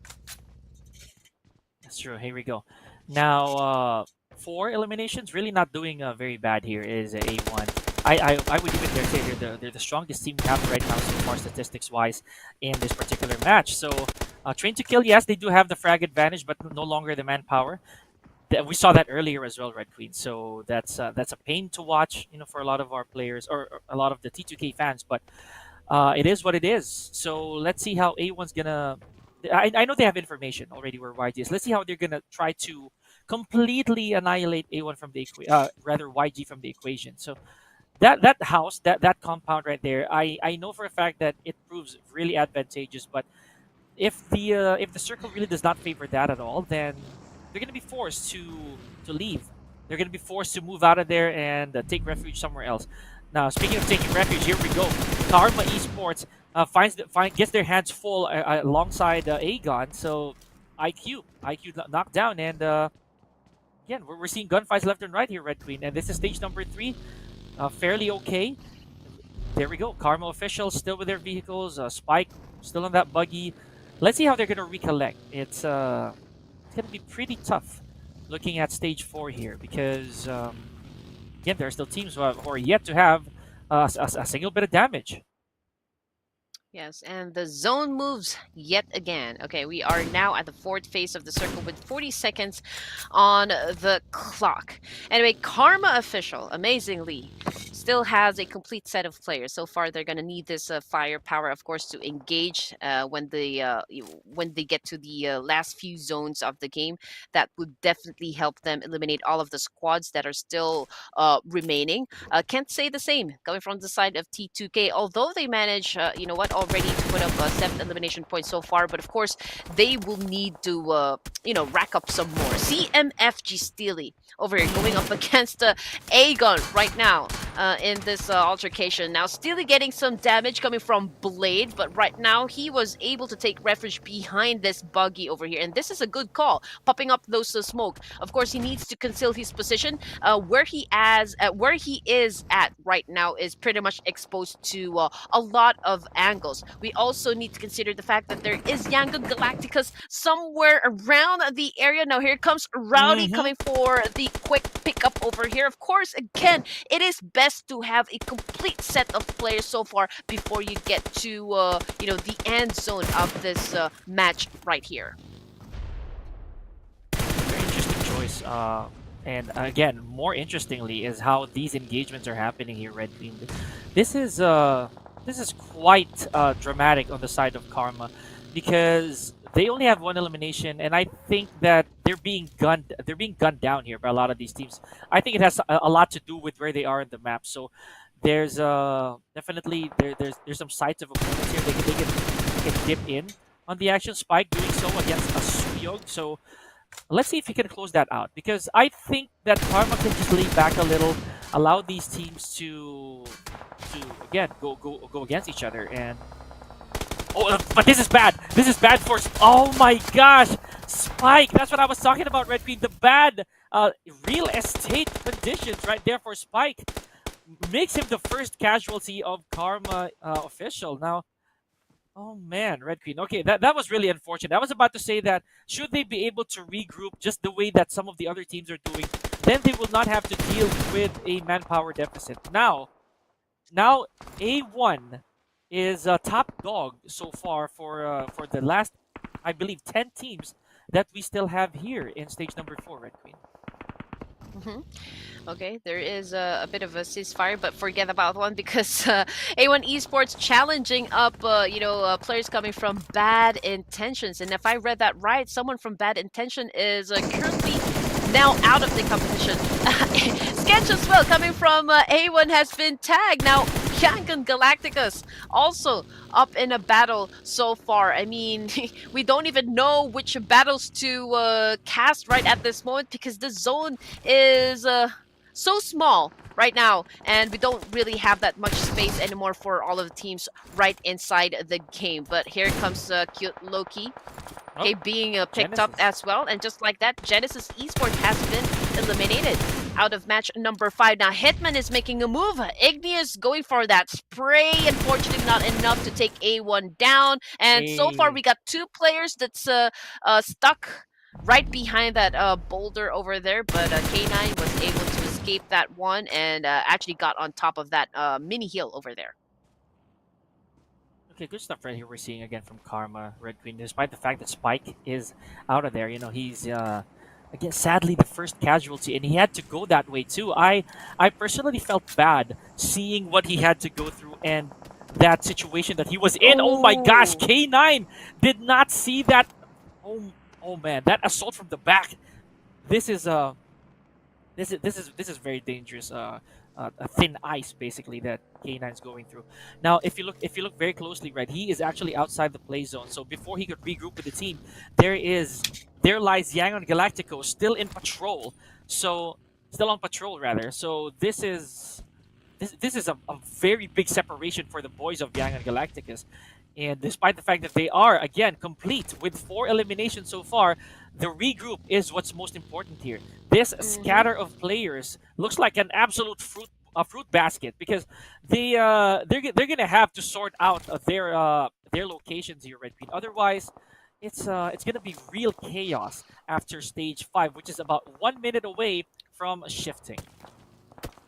All right, here we go. Circle is now getting a bit crowded. Okay, we already have 1 casualty on the side of A1 Esports. Sinister is already out of the game. But look at that. 7 elimination points so far coming from the side of A1. So it's not that bad after all, considering that they are already at the 5th phase of the circle. Now, K9 sniffed out one of the players coming from Karma, and that is only H right behind that big tree over there. But there is a little bit of pressure, on the side of A1 Esports because the blue zone is about to get them, and they need to actually find another place. What? But the one who actually tagged them was 7th Element. Now A1 Esports, ladies and gents, has now received a boot out of rank.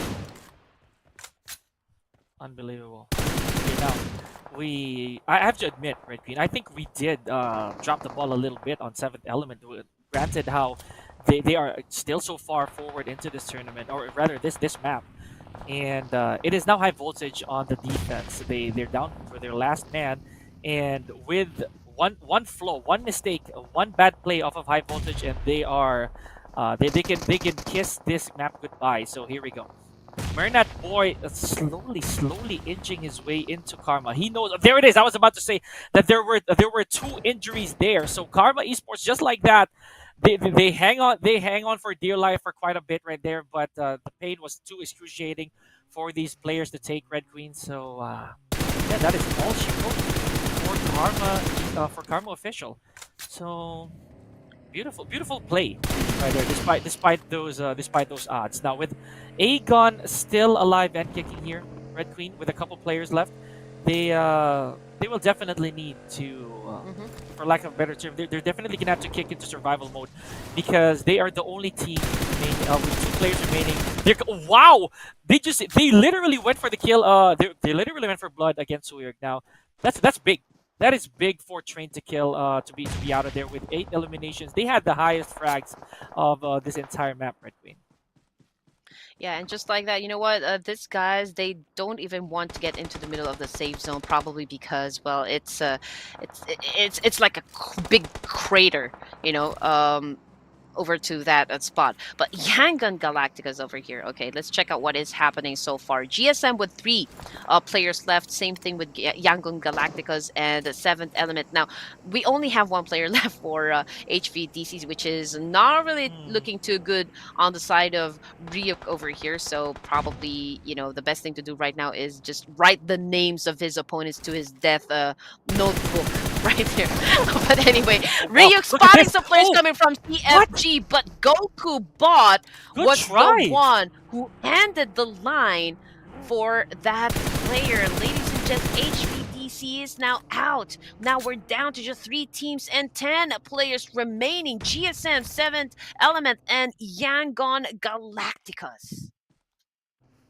Okay, I like that. He really went out with a bang there, taking 2 names with him. But good try, at least good try. I'll definitely give that credit. Now, this is a 3-on-3-on-3 here, folks. So, there's a myriad of events that could happen here. I could definitely attest to the fact that once a GSM picks up their remaining member up, they have a very, very big chance. Oh, there it is. A very big chance of closing this out with authority. But of course, it still accounts for good plays and good decision making, because the high ground kind of belongs, or at least the middle ground belongs to Yangon Galacticos here, Red. So we've seen them come out of really tricky situations in the past, as well as just withstanding any form of attack that will come their way.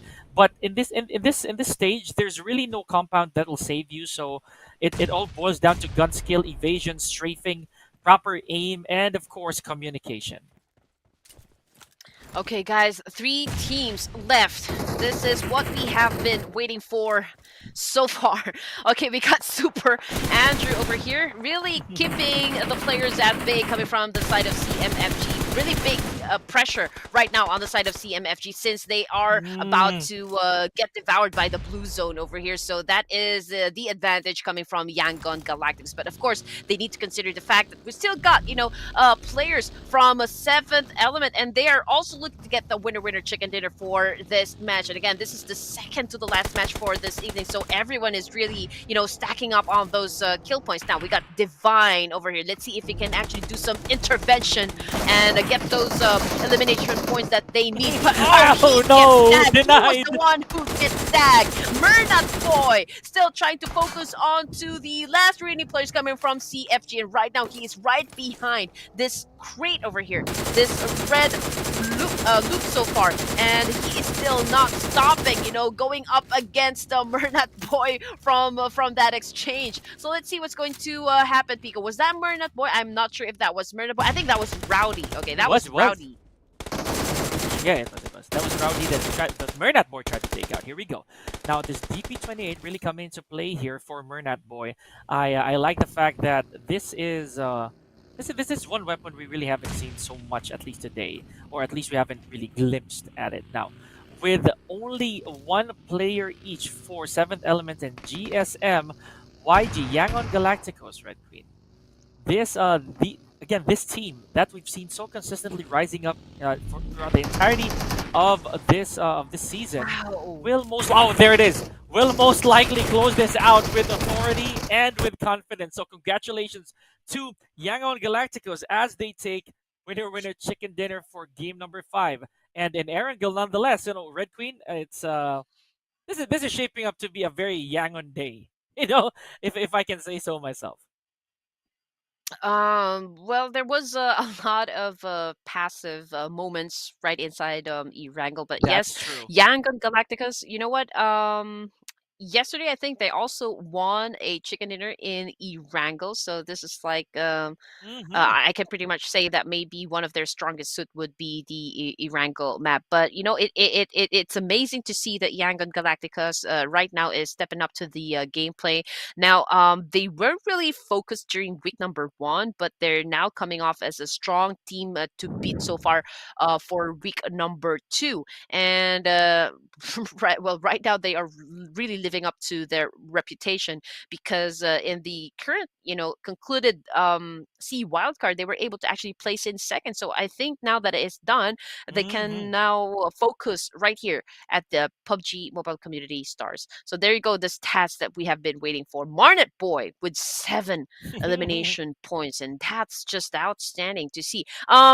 It's unusual because most of the time we can see it's Cute Loki and Romeo Boy that's been racking up some points, but Hmm. right now we can see That's Marnet true. Boy stepping up for his team with a 949 damage. Wow. Okay.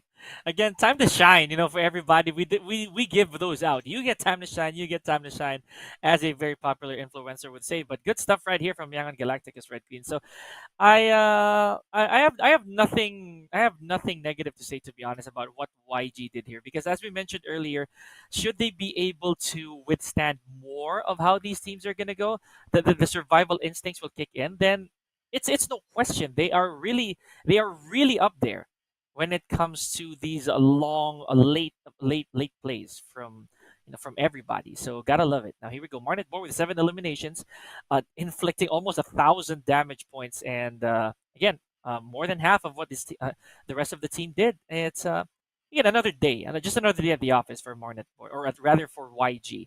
I like what I'm seeing here, Red Queen. So yeah, moving forward, I am looking for more Marnet Boy, potentially in our last game today and tomorrow. Yeah, we're seeing a lot of explosive gameplay coming from the teams, and again, it's a different week too. If I were to compare all the gameplays that we've seen so much from week number 1, I mean, those teams that are pretty much high in terms of getting those elimination points are now quite not performing so well. So we are seeing a different set of teams that are actually doing particularly well, for the matches today. Now, head to head, we got Hitman here coming from A1 Esports, and Suyog coming from Trained to Kill. And wow, this is just so amazing to see. 693 compared to a 334 total damage dealt. And with 5 elimination points, well, that is also quite commendable compared to A1 Esports. And survival time, I don't think there is much difference so far, between these two players. But you know what? I think A1 Esports needs to still, push for some more. I mean, we all know how, how hard this team is, or like how great this team is. They've been around in the competitive scene for quite a long time, and so they should know how to, to redeem themselves. Now, Yangon Galacticos again with 12 elimination points. That's pretty much balanced, with the number of damage points they set out in the battlefield. Now, same thing goes with T2K with 8 elimination points so far, and well, here we go. A1 Esports with 7 as well. So even though they didn't get that winner chicken dinner, I mean, if they continue on to getting those kill points that they need so far, if we can see a little bit of consistency coming from A1 Esports, I think there's still a chance to improve their overall stats, because they have not been moving up the ranks so far in in the overalls, and so we're excited to see if they can actually do a little bit of revision in terms of their strategies, in terms of their gameplay, to have that kind of advantage against the other teams, because we've seen like an explosive gameplay during week 1, and we'd love to see that same energy now that we are in week 2. Right, you are right, Queen. And I'd say definitely that some of these teams have given us a bit of a different formula, but again, we only have one more day before they can actually rectify and perhaps salvage what they can out of this grand finals. Now here we go. 164 utilities were were deployed here, and it's a bit low for our liking, but again, it's how the cookie crumbles here, Red Queen. Now this was a lot closer. This is a gap that was narrowed down quite drastically by Yangon Galacticus against our Ruthless Aggressive Warriors, 119 to 135. That gap from the first place to second place, that can really go down easy should Yangon Galacticus be able to to score them eliminations and one chicken dinner, maybe even entirely out of eliminations. 135 to 119 now with Agon I8 110, Train to Kill with 100, Karma with 93, just a few points behind, SC with 85, MSX with 76, and IHC at 74. You know what? I cannot really say if Karma is still at, the one leading the charts so far in the overall scoreboard. If we were to combine, week 1 and week number 2, because again, like we've mentioned, from the first game so far, before we started our first game, they are tied up with DRS Gaming, and so far, both of these teams are not really having a very good, set of matches so far. So I think, with the kind of explosion of energy again coming from Ruthless Aggressive Warriors, there is a big chance that probably they've managed to at least catapult themselves. I'm guessing maybe fourth, or like maybe third spot, because I'm not disregarding the fact that Stalwart Esports is kind of performing good as well, so we need to take that into account. But I think Karma, though, I mean, they don't have the lead anymore. Yeah, I mean, sadly, it's how really the ball rolls, and sometimes, as we say it, you're on top, you're at the bottom. It's a roller coaster effect. But I'll be straight to say here, Red Queen, the the sun definitely starting to set for some of these teams who are not able to score their chicken dinners. We have a lot of them actually, but again, I'm not discouraging them from to keep trying, especially for the coming days, or rather the coming games that we have both today and tomorrow. So, ladies and gentlemen, before we close out the night with one more game, this is still the PMCS Grand Finals, bringing you the action. Yours truly, Pika and Red Queen Gaming. Hang on to your seats. We're going to take a short break, and when we return, we are going to see which team will close the book for our evening. Don't go anywhere. No, fuck that shit.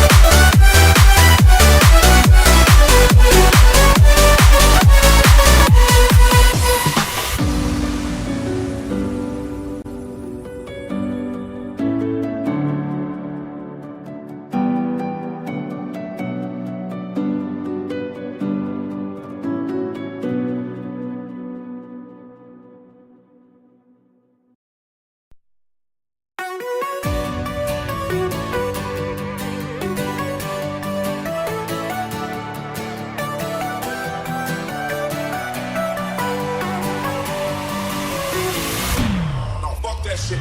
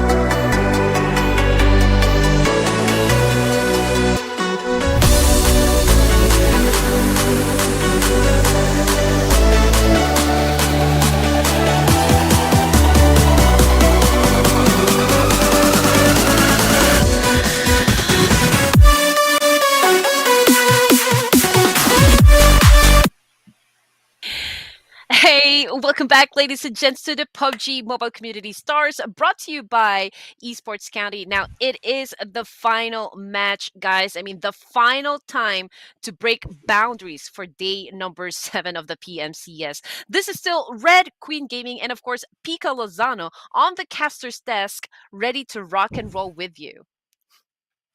And I would actually put up one hand like this, but I think Red Queen might just be she won't fall for it this the second time around. Okay, yeah, there it is. Know your priorities. But speaking of priorities, ladies and gentlemen, these teams right here are definitely in for the run once again for them precious points, and we are looking at potentially the booting outs of a lot of these teams who have never scored a chicken dinner just yet. So me, I'm keeping my fingers crossed for some of these common names, these common titles, these common, or rather, the conventional names that we've had for the past how many days. Now, moving back to What? Miramar, Red Queen, this is going to be a painful sight for our players once again, as again the land of sand befalls them.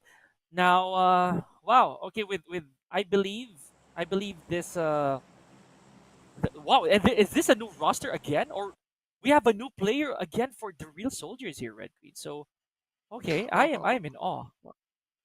I am in Well, awe. I mean, I don't think it's gonna matter at this point in the competition peak. I mean, considering the fact that we don't really have the original roster playing for DRS so Hmm. far. I think the organization probably decided, you know what, come play this game because after all, you guys wanted some experience, and I think this is the perfect avenue for you guys to test just how good you guys are True playing that.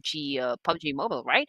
And so we've Mhm. seen like a very passive gameplay, or like a very passive e-wrangle just a while ago. So hopefully things will change right now as we enter the final match of this tournament. But just for this day, okay? So we Mhm. still have for tomorrow, ladies and gents. That would be the final day. Now, this is a similar flight path from the previous matches so far that we've had in Miramar. Okay, it's pretty much down here at the bottom, at the southern side. But seventh element, I think, okay, there Oh is my already gosh. a fight brewing up. There is a scuffle happening between seventh element, and Mhm. I just couldn't really pinpoint, or like couldn't see what team this is. I think this is NB Esports, if I'm not mistaken. So there's also a lot of teams that Mhm. dropped around Los Leones, and just look at that, Pika. We already have like 3 players Oh my out gosh. coming from seventh element, and we have right now is Takusaurus. And although he has a good set of guns over here, he has an Mhm. M249, which is a light machine gun, and a UMP Mhm. for his SMG. Now, the best thing to do at this situation, Pico, was to just get out. Like find another Mhm. location and just maybe chill for a while and not engage in any battle, not reveal your position just yet. But Takusaurus is not moving a muscle over here. It's like he's waiting, for NBE Esports to attack him, to come at him. But so far, NB, I think, you know what, the damage has been done. We're off to see, another location because we still need some equipment. We still need to complete our attachments. So we're gonna go and pillage some other compounds somewhere else. Right, and I've been seeing a lot of activity from BITX, from Bad Intentions, so good stuff right there. I think they've already racked up a few eliminations, if not entirely, or maybe some knockdowns at the bare minimum. So let's see how they're gonna do a little later on. Now, looking at Sinister again, crowd favorite, as well as the favorite team, we have A from A1 Esports. A good drop they've had earlier, Red Queen. So I dare say that they're coming in hot, and with stage one just barely halfway there, I think they're really gonna reformulate this. Now let's talk about the track record, at least of how our teams have been doing. So remember how we mentioned, or at least I did, that there are players who we've seen a lot get eliminated right off the bat. It could be really tragic if you lose even one from your team just then and there. But Seventh Element, sadly, the moment they got off the plane, it was already 3-1, three eliminations from their team, and one member Mm-mm. remaining. So that can definitely take a toll mentally on these players, or at least they have a lot to discuss regarding that. So let's see if that lesson has been passed on with the other teams, because this is the usual compound and I'd say ruins that these players from the guys of Asian have been going for. This is a common sight from them. If you notice, they always go for this location whenever they can. I think it's because of how obstructed it can be, and a lot of different levels. But there's already a push going on here, Red Queen. So let's see. I hope we can see the inside of that, because this is going to be one heck of an Mm. encounter. Yeah, Sinister just gave up the top spot. He came from the top of that building over there, but the guys of Asian is not wasting really any time so far. They're like like a squad, a police squad raiding a building so far. They're trying to really flush out this players coming from A1 Esports. Now Sinister is down, and that is in the hands of Mm. Amura Chile. And now Hitman goes for May, but unfortunately Hitman gets tagged as well by Edward of the guys of Mhm. Asia. Now we are seeing some pretty intense trade-offs happening between TGOA and A1 Esports. Now K9 is back on his Oh, feet, was able to get dang! Amura Chile, and actually gets the job done. Now 2 casualties on the side of TGOA, and there was a massive spray on coming from Edward right there with an AKM. And we all know this gun specifically is very hard to control in terms of the Mm. recoil, but A1 Esports emerging victorious against the guys of Asian, and the guys of Asian, the first team to actually get booted out from Miramar. Oh my gosh. That they took a bite out of the wrong pie there, Red Queen. So they had a really good spot, to be honest. TGOA they were okay. They were not really in any big trouble so far, but I think the urge to flush out A1 from that building was just too much for them to take now. And it cost them bad. Very, very dearly. They are the first team to go. So I hope we're really not putting a jinx or hexing how TGOA has been doing here, Red Queen, because we have so much faith in them. But it didn't look good. Now, speaking of not looking good here, high voltage down to their last 2 members, and sadness, a 922 with less than half of his life or health to go around. But okay, but there it is. A good amount of heal. And Ryuk, and please tell me more about Ryuk, Red Queen. You did say that you heard that from somewhere. I need to be educated.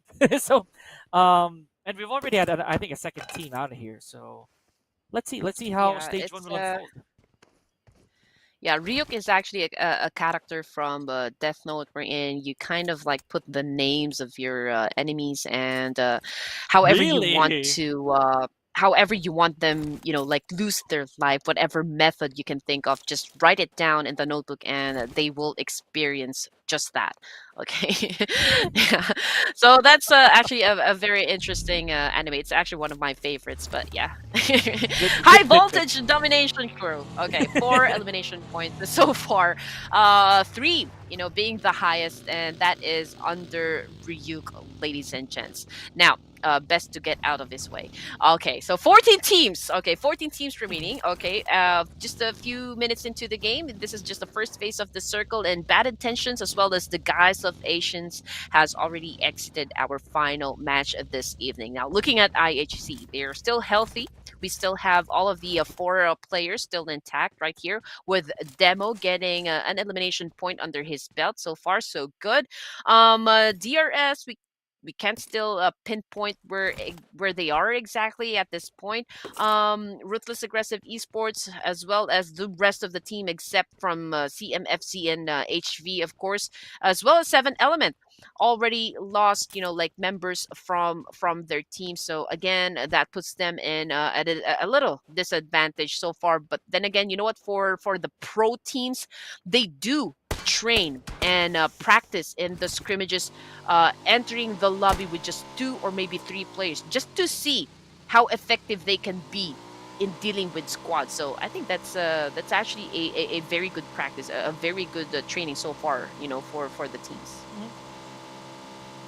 And it's very comparative that whenever teams go into scrimmages, especially for battle royale, I think one mentality that should be implied here is it's like basically going camping. It's like simulating how camping is like when you don't really have the entire terrain under your control, but you still become resourceful. And Wow. only added elements here, of course, would be weapons, utilities, some health packs supposedly, and I think some of these teams already implied that within their regimen. Now, speaking of teams, again we're seeing a bowl of fruits here, Red Queen, towards El Pozo, because everyone's definitely merging towards that part of the map, towards the deep west, if I may, and that's where the circle is actually really shrinking at. I firmly believe that we're gonna see more over the mountains encounters here, because again, this is really just how Miramar is made. There will be vantage points that you can peek at, but not really a lot of places to hide. So in terms of Zeol, in terms of, or rather IHG entirely, I think they're gonna play it really silently. They're gonna play calm, just let these teams go for those kills, go for those eliminations. And speaking of eliminations, there it is, seventh element, Red Queen, just another team taken out of the equation. Yeah, and I feel like, you know what, teams are trying to get a breather so far, from the matches today. I mean, it's pretty unusual Mhm. that we are kind of experiencing a little bit of passiveness, a little bit of a ceasefire coming from this teams over here. I mean, it is not as aggressive so far, from the previous days. But Hmm. okay, let's check what is happening from Ruthless Aggressive Warriors, and yeah, they're challenging up another team right here. If I'm not mistaken, these are the guys coming from. Is this Genesis Esports? I think this is Genesis It is. It Esports. is. Yes. I think so. One It is. player Yeah. got knocked down in the middle of the road, and it's really gonna be hard, to go for that quick pickup, since considering the distance that they have, from the rest of the teams. And this is now like a ripple effect so far happening for Genesis Esports. Now Malik went in for a dive, but unfortunately he gets tagged from that exchange. And now Prabin needs to do Okay. something to save his teammate, and I think he had been successful, That's it. because well, Genesis has been out, has been eliminated completely. Okay. Good stuff. Good stuff right there. And this is actually not a surprise for us. We know how Prabin has been putting a lot of work as well for Ruthless Aggressive Warriors. Well, the entirety of the team, it's that same exact roster that we've been seeing quite a bit. Jiggle, however, pays a bit of a price for that elimination from Ruthless Aggressive Warriors. Now they're down to 2 men, two quite healthy, and one needs a bit of reviving. Now, this is what I was talking about, Red Queen. IHC has been laying back for quite a bit. They did have 2 eliminations, but I think those were just collateral damage as they're trying to survive. Now, in this case, NBE Sports, I think they're really looking over the horizon here, and maybe just picked up on a bit of information towards IHC. So NBE's set, and a fistboy. There it is. That's what I was talking about. I think just looking at this mountaintop, or at least this level of the mountaintop, they're able to spot an opposition. And Demo needs really to bolt on out of there, regroup with Joel. This is this is quite a bad split. There's a 2v2, or 2-on-2, but no response whatsoever, I think. You know what? On the side of NB Esports, I'm happy to see the fact that you know what they're trying to match the gameplay so far and match the energy coming from the rest of the teams. I mean, we all thought that you know since because they just entered the game, they would probably have a little trouble, you know, trying to go up against the squads that's playing here in this competition because well they are pretty much warmed up in terms of you know knowing all of the dropping points, knowing how they play the game, knowing the rotation so far. But you know NB Esports, they're doing it. I mean they are really you know going up Oh, against the squads. Like what's happening right at this moment, they are now challenging T2K already, but you know they are at the losing end. But let's see what Ezekaz is going to do mhm, in this altercation now that you know the rest of the teams has been well eliminated. right. I think I jinxed Uh, it. yeah, I think so too. You know, I was about to say hopefully not. I hope they really go the distance, especially since NB Esports, uh, they were given quite a warm welcome in the form of bullets and gunpowder here at PMCS. So they did show up though. However, I'll give them that. If you remember yesterday, they kind of had a very good showing, even making it to some top threes. So I do think that there's really more to them than what we know. You know, for the time being. Again, their Yeah. accolades really speak for themselves. They've What? had really good track record at the start of the year, but again, looking back here at where ruthless aggressive warriors are, yeah, this is we're not used to this setting, Red Queen, or maybe we're already used to the triumphant Raw, right? That they really go far, untouched and without any significant casualties or situations to deal with. But it looks like high voltage is they also have their hands full here. So good scouting so far, but MABATEX, here we go. Red Queen MABATEX Esports, one of our I'd say one of our horses. You know, one of the teams that is definitely up on the pedestal, riding their the unicorns up in the rankings. Well, they're they're really not disappointing us so far. I'll be very honest. Yeah. Crazy. Look at this though. Crazy separation from each of the members. Yeah, and this is the kind of tactical gameplay that usually works best, you know, when playing in Miramar. It's just it will be an unfortunate situation though if one of them gets attacked by a squad because What? obviously the teammates are you know like a bit far. But IHC Yeah. demo gets a Turu Love. Okay, now Yeah. Turu Love is already out of this final match, and Turu Love is coming from Trained to Kill. Okay, this is this is not looking too good at all, you know, from for IHC as well because they already have like 2 casualties. So number advantage goes to T2K, but they need to be careful as well Okay. because limit over is just around the area. Now Demo going in for that nade attack, cooking up that one, but I don't know if he hits any player in this area, but I don't think so because the field is not lighting. The kill feed is not lighting up at the moment. True that. Okay, here we go. So a bit of recollection, a bit of regrouping here from IHC. They were again quite healthy when I last saw them earlier on Red Queen. They were still complete, but again as we transition to them other teams, that encounter was really unavoidable. I'd say. Now with in terms of Stalwart Esports, there I was about to say that they really didn't have anybody yet sent back home, but there it is. It's Tops. He fell victim to that jinx. I'm Boom! really sorry, Tops. I'll Whoa! say that right now, but here we go. This encounter so far, Red Queen, a bit too high octane. We're starting to move fast again. The ceasefire is done. So IHC dipping in on the action, and as well as high voltage. Here we go. Stalwart's near Zed has to make haste and get to the aid of action. Here we go. Sealing the deal against Ryuk. Getting back to this compound real quick. Okay, Red Queen. This is again. They just made sure that we don't forget about Stalwart Esports whatsoever.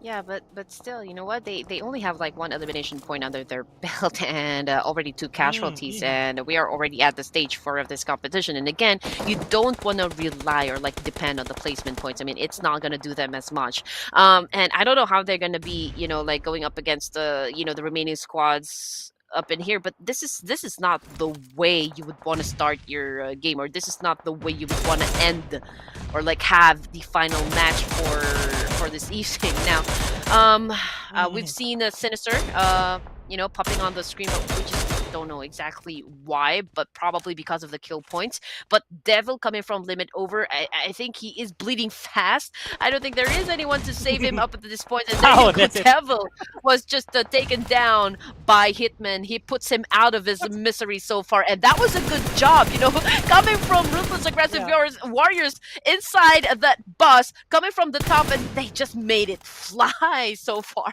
And you know what? On the side of IHC, although we already have like 2 casualties over here, we have like 5 elimination points so far right in this Miramar match. So far, so good for this team. I hope they really make it to the end zone and probably get the winner chicken dinner that they have been so craving for a long time. Anyway, 11 teams remaining and 25 players alive.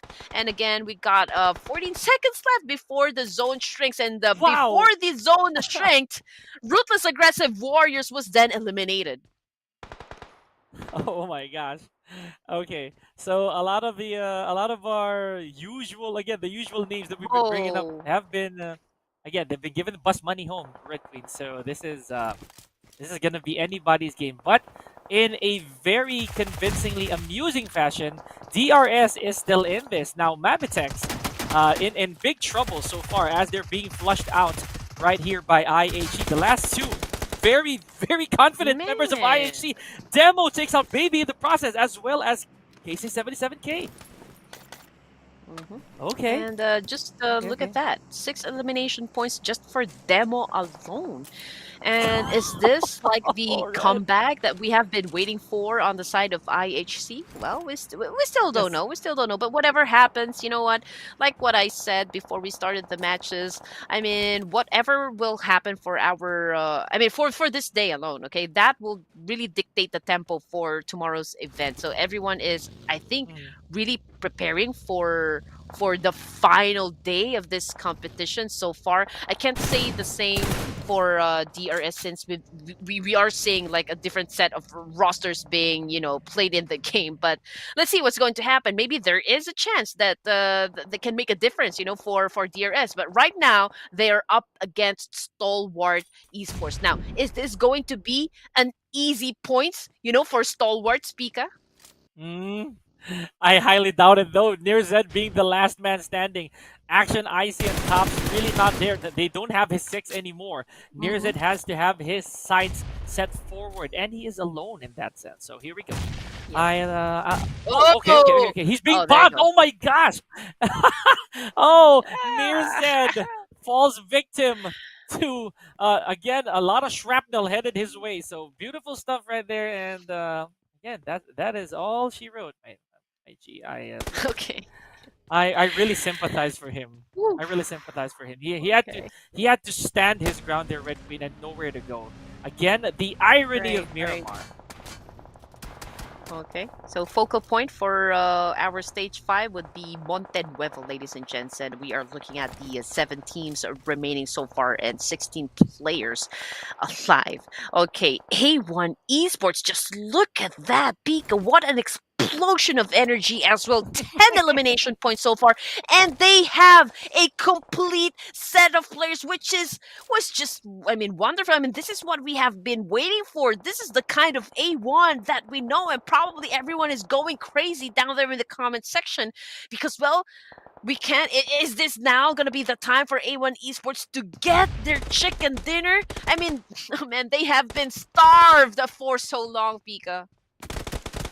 Yeah, I am, but this is the redemption arc that we were really looking for A1. I'm not gonna say that it's been a while since we've seen them emerge victorious, but I'm pretty sure the crowd is going wild already with what they're seeing because they can smell that, they can sense that that taste of victory coming towards A1. But there are still a bunch of teams that's gonna stop them from doing that here, Red Queen. And though I may not say the same for NB Esports, Limit Over, CMFZ, these teams, and I'll include IHC in there as well with a huge manpower deficit. But A1 definitely has a bit more confidence than they do. Not only is a stage 6 a very crucial circle to be in, but the Ooh. fact that they have a lot of backup coming their way should there be very bad situations befalling them. I Oh! think. Okay, sorry. Oh boy. Okay. I am speaking too soon. There we go. Limit over. Out of there with no eliminations whatsoever. Red Queen. If they become too greedy here, A1 might just jinx their own luck. Yes, sir.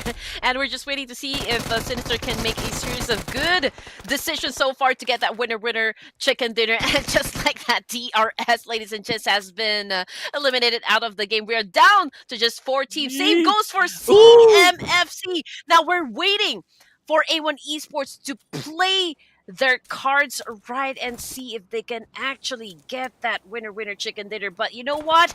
Hey, we lost one player already, and that is Sinister. That is the El Capitan, the IGL himself.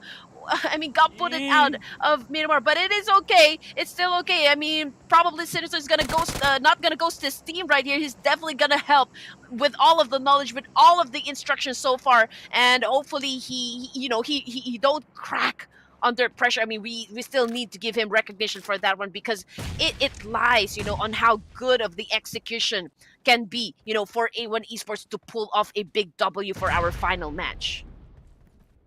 Okay, here we go. It is not the end of the line for A1 here, Red Queen, but this Oh, zone is no, going to no, be super no. unforgiving now.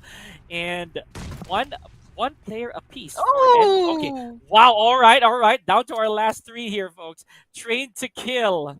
No longer a problem for the remaining 3 teams. Now, as I said, Red Queen, A1 can put a stamp on this evening. They can close this jar completely, absolutely shut if they manage to get NB Esports out of the equation now. Now, I would say Akaz.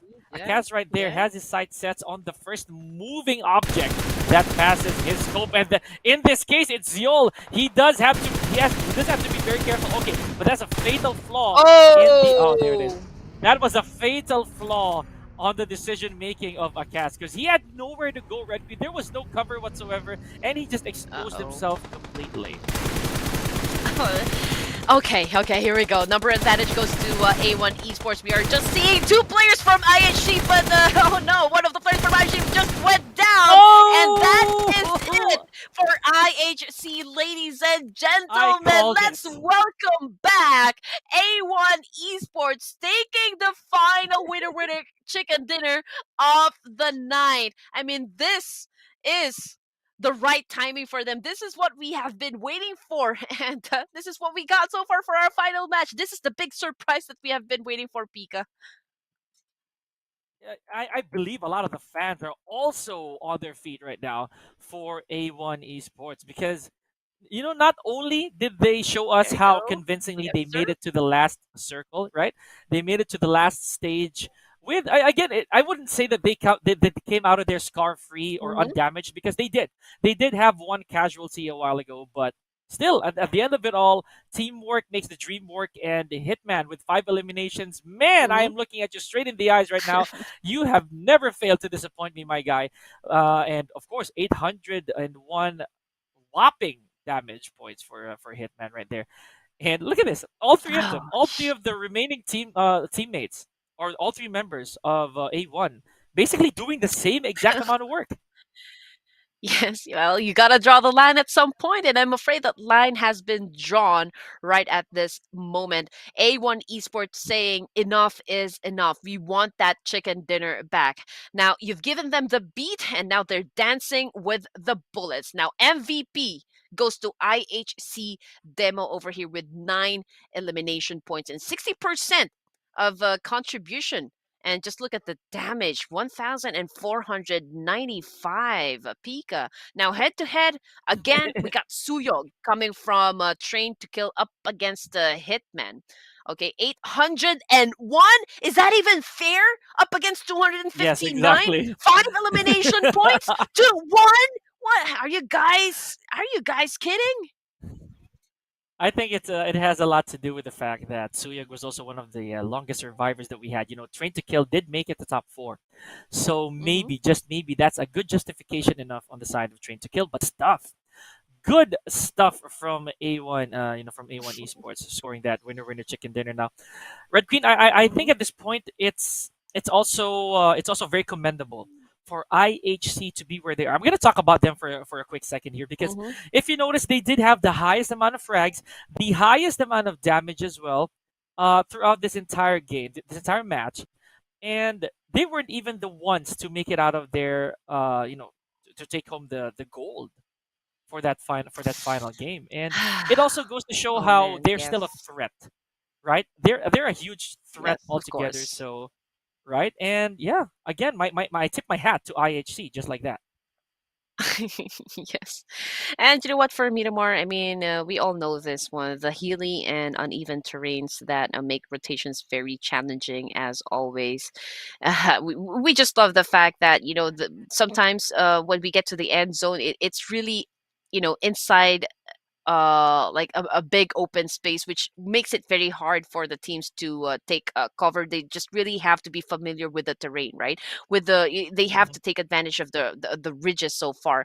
But oh my goodness, that was an insane fight coming from a very passive Irango. Okay, but I mean, Pika, those were not like the set of matches that we have discussed a while ago. I thought we were gonna have like three Miramars and three Irangos, but if I got this right, I think we had four Miramars and Oh two yeah, yeah, that's Irangos. true. Yeah, that's true. And it's it's such a daunting task for any team, Red Queen. The fact that and it was not even alternating, right? So Yeah. there was only one period where it did, but throughout that they had to deal with the consistency Mm-hmm. of the repeating map. So, Wow. and good job to all these Hey. teams, by the way. Now, of course, without Yes. taking any risks, we didn't have any looted airdrops whatsoever. They really just went for objective play, and I like that. I like that. Airdrops, yes, they're not a mandate, so I don't think they really wanted that for this particular game. And another disappointing 148 throwables. It, just our opinion, but okay. I'd say that Yeah. Sinister is still putting his name on the map here with 357 meters, I believe, of this longest elimination distance. Red Queen, that's a wrap for game number 6, Yeah, we match love number we 6 love the whatsoever. nades. You know what? We love the fireworks so far happening in the battlefield. But so we're kind of sad, but not at all disappointed with the fact that we only have like quite a number of nades thrown in this specific day, in this particular day, Pika. But you know what? In the previous days, we've seen this number really go as high as a 200. For the throwables that was used in the game. But anyway, again, just to remind you guys, we have a voting of the fan favorite teams that's been happening for A1 Gaming Esports. And again, make sure that you guys participate on this one because you want to show some love to your favorite teams or your favorite players. You still have some time to put them up in the pedestal, as we were saying a while ago. Yeah. So please cast your votes. So that was it, Pika. I mean, we have reached the end of the line so far for day number 7, and to tell you honestly, I've been very, very confused. I mean, it was like a mix of emotions so far. Excitement, there was anxiety, there was like scared for some of the moments, for the teams trying to rack up some kill points, and for those teams that almost got a winner chicken dinner. So everything is just like whoa, like hot podge somewhere, somewhat. It's definitely a stir, and I understand how we'll be caught with a lot of surprises. I cannot even name a single moment that I would find really, really a standout for me. But Mm, I think if I'm gonna be left with no choice but to do so, I think it was Baby's survival a while ago when he was flushed out by ruthless aggressive warriors, and he still managed to somewhat impale those two who rushed him. And that's one of my memorable moments. But for that, for that matter, ladies and gentlemen, we are not done. We still have one more day to go after this, and that will wrap up the entirety of PMCS. But speaking of wrap up, ladies and gentlemen, This has been it for us tonight here. Pika Lozano and Red Queen Gaming saying good night, sleep tight, see you, and on to the next one. We are out.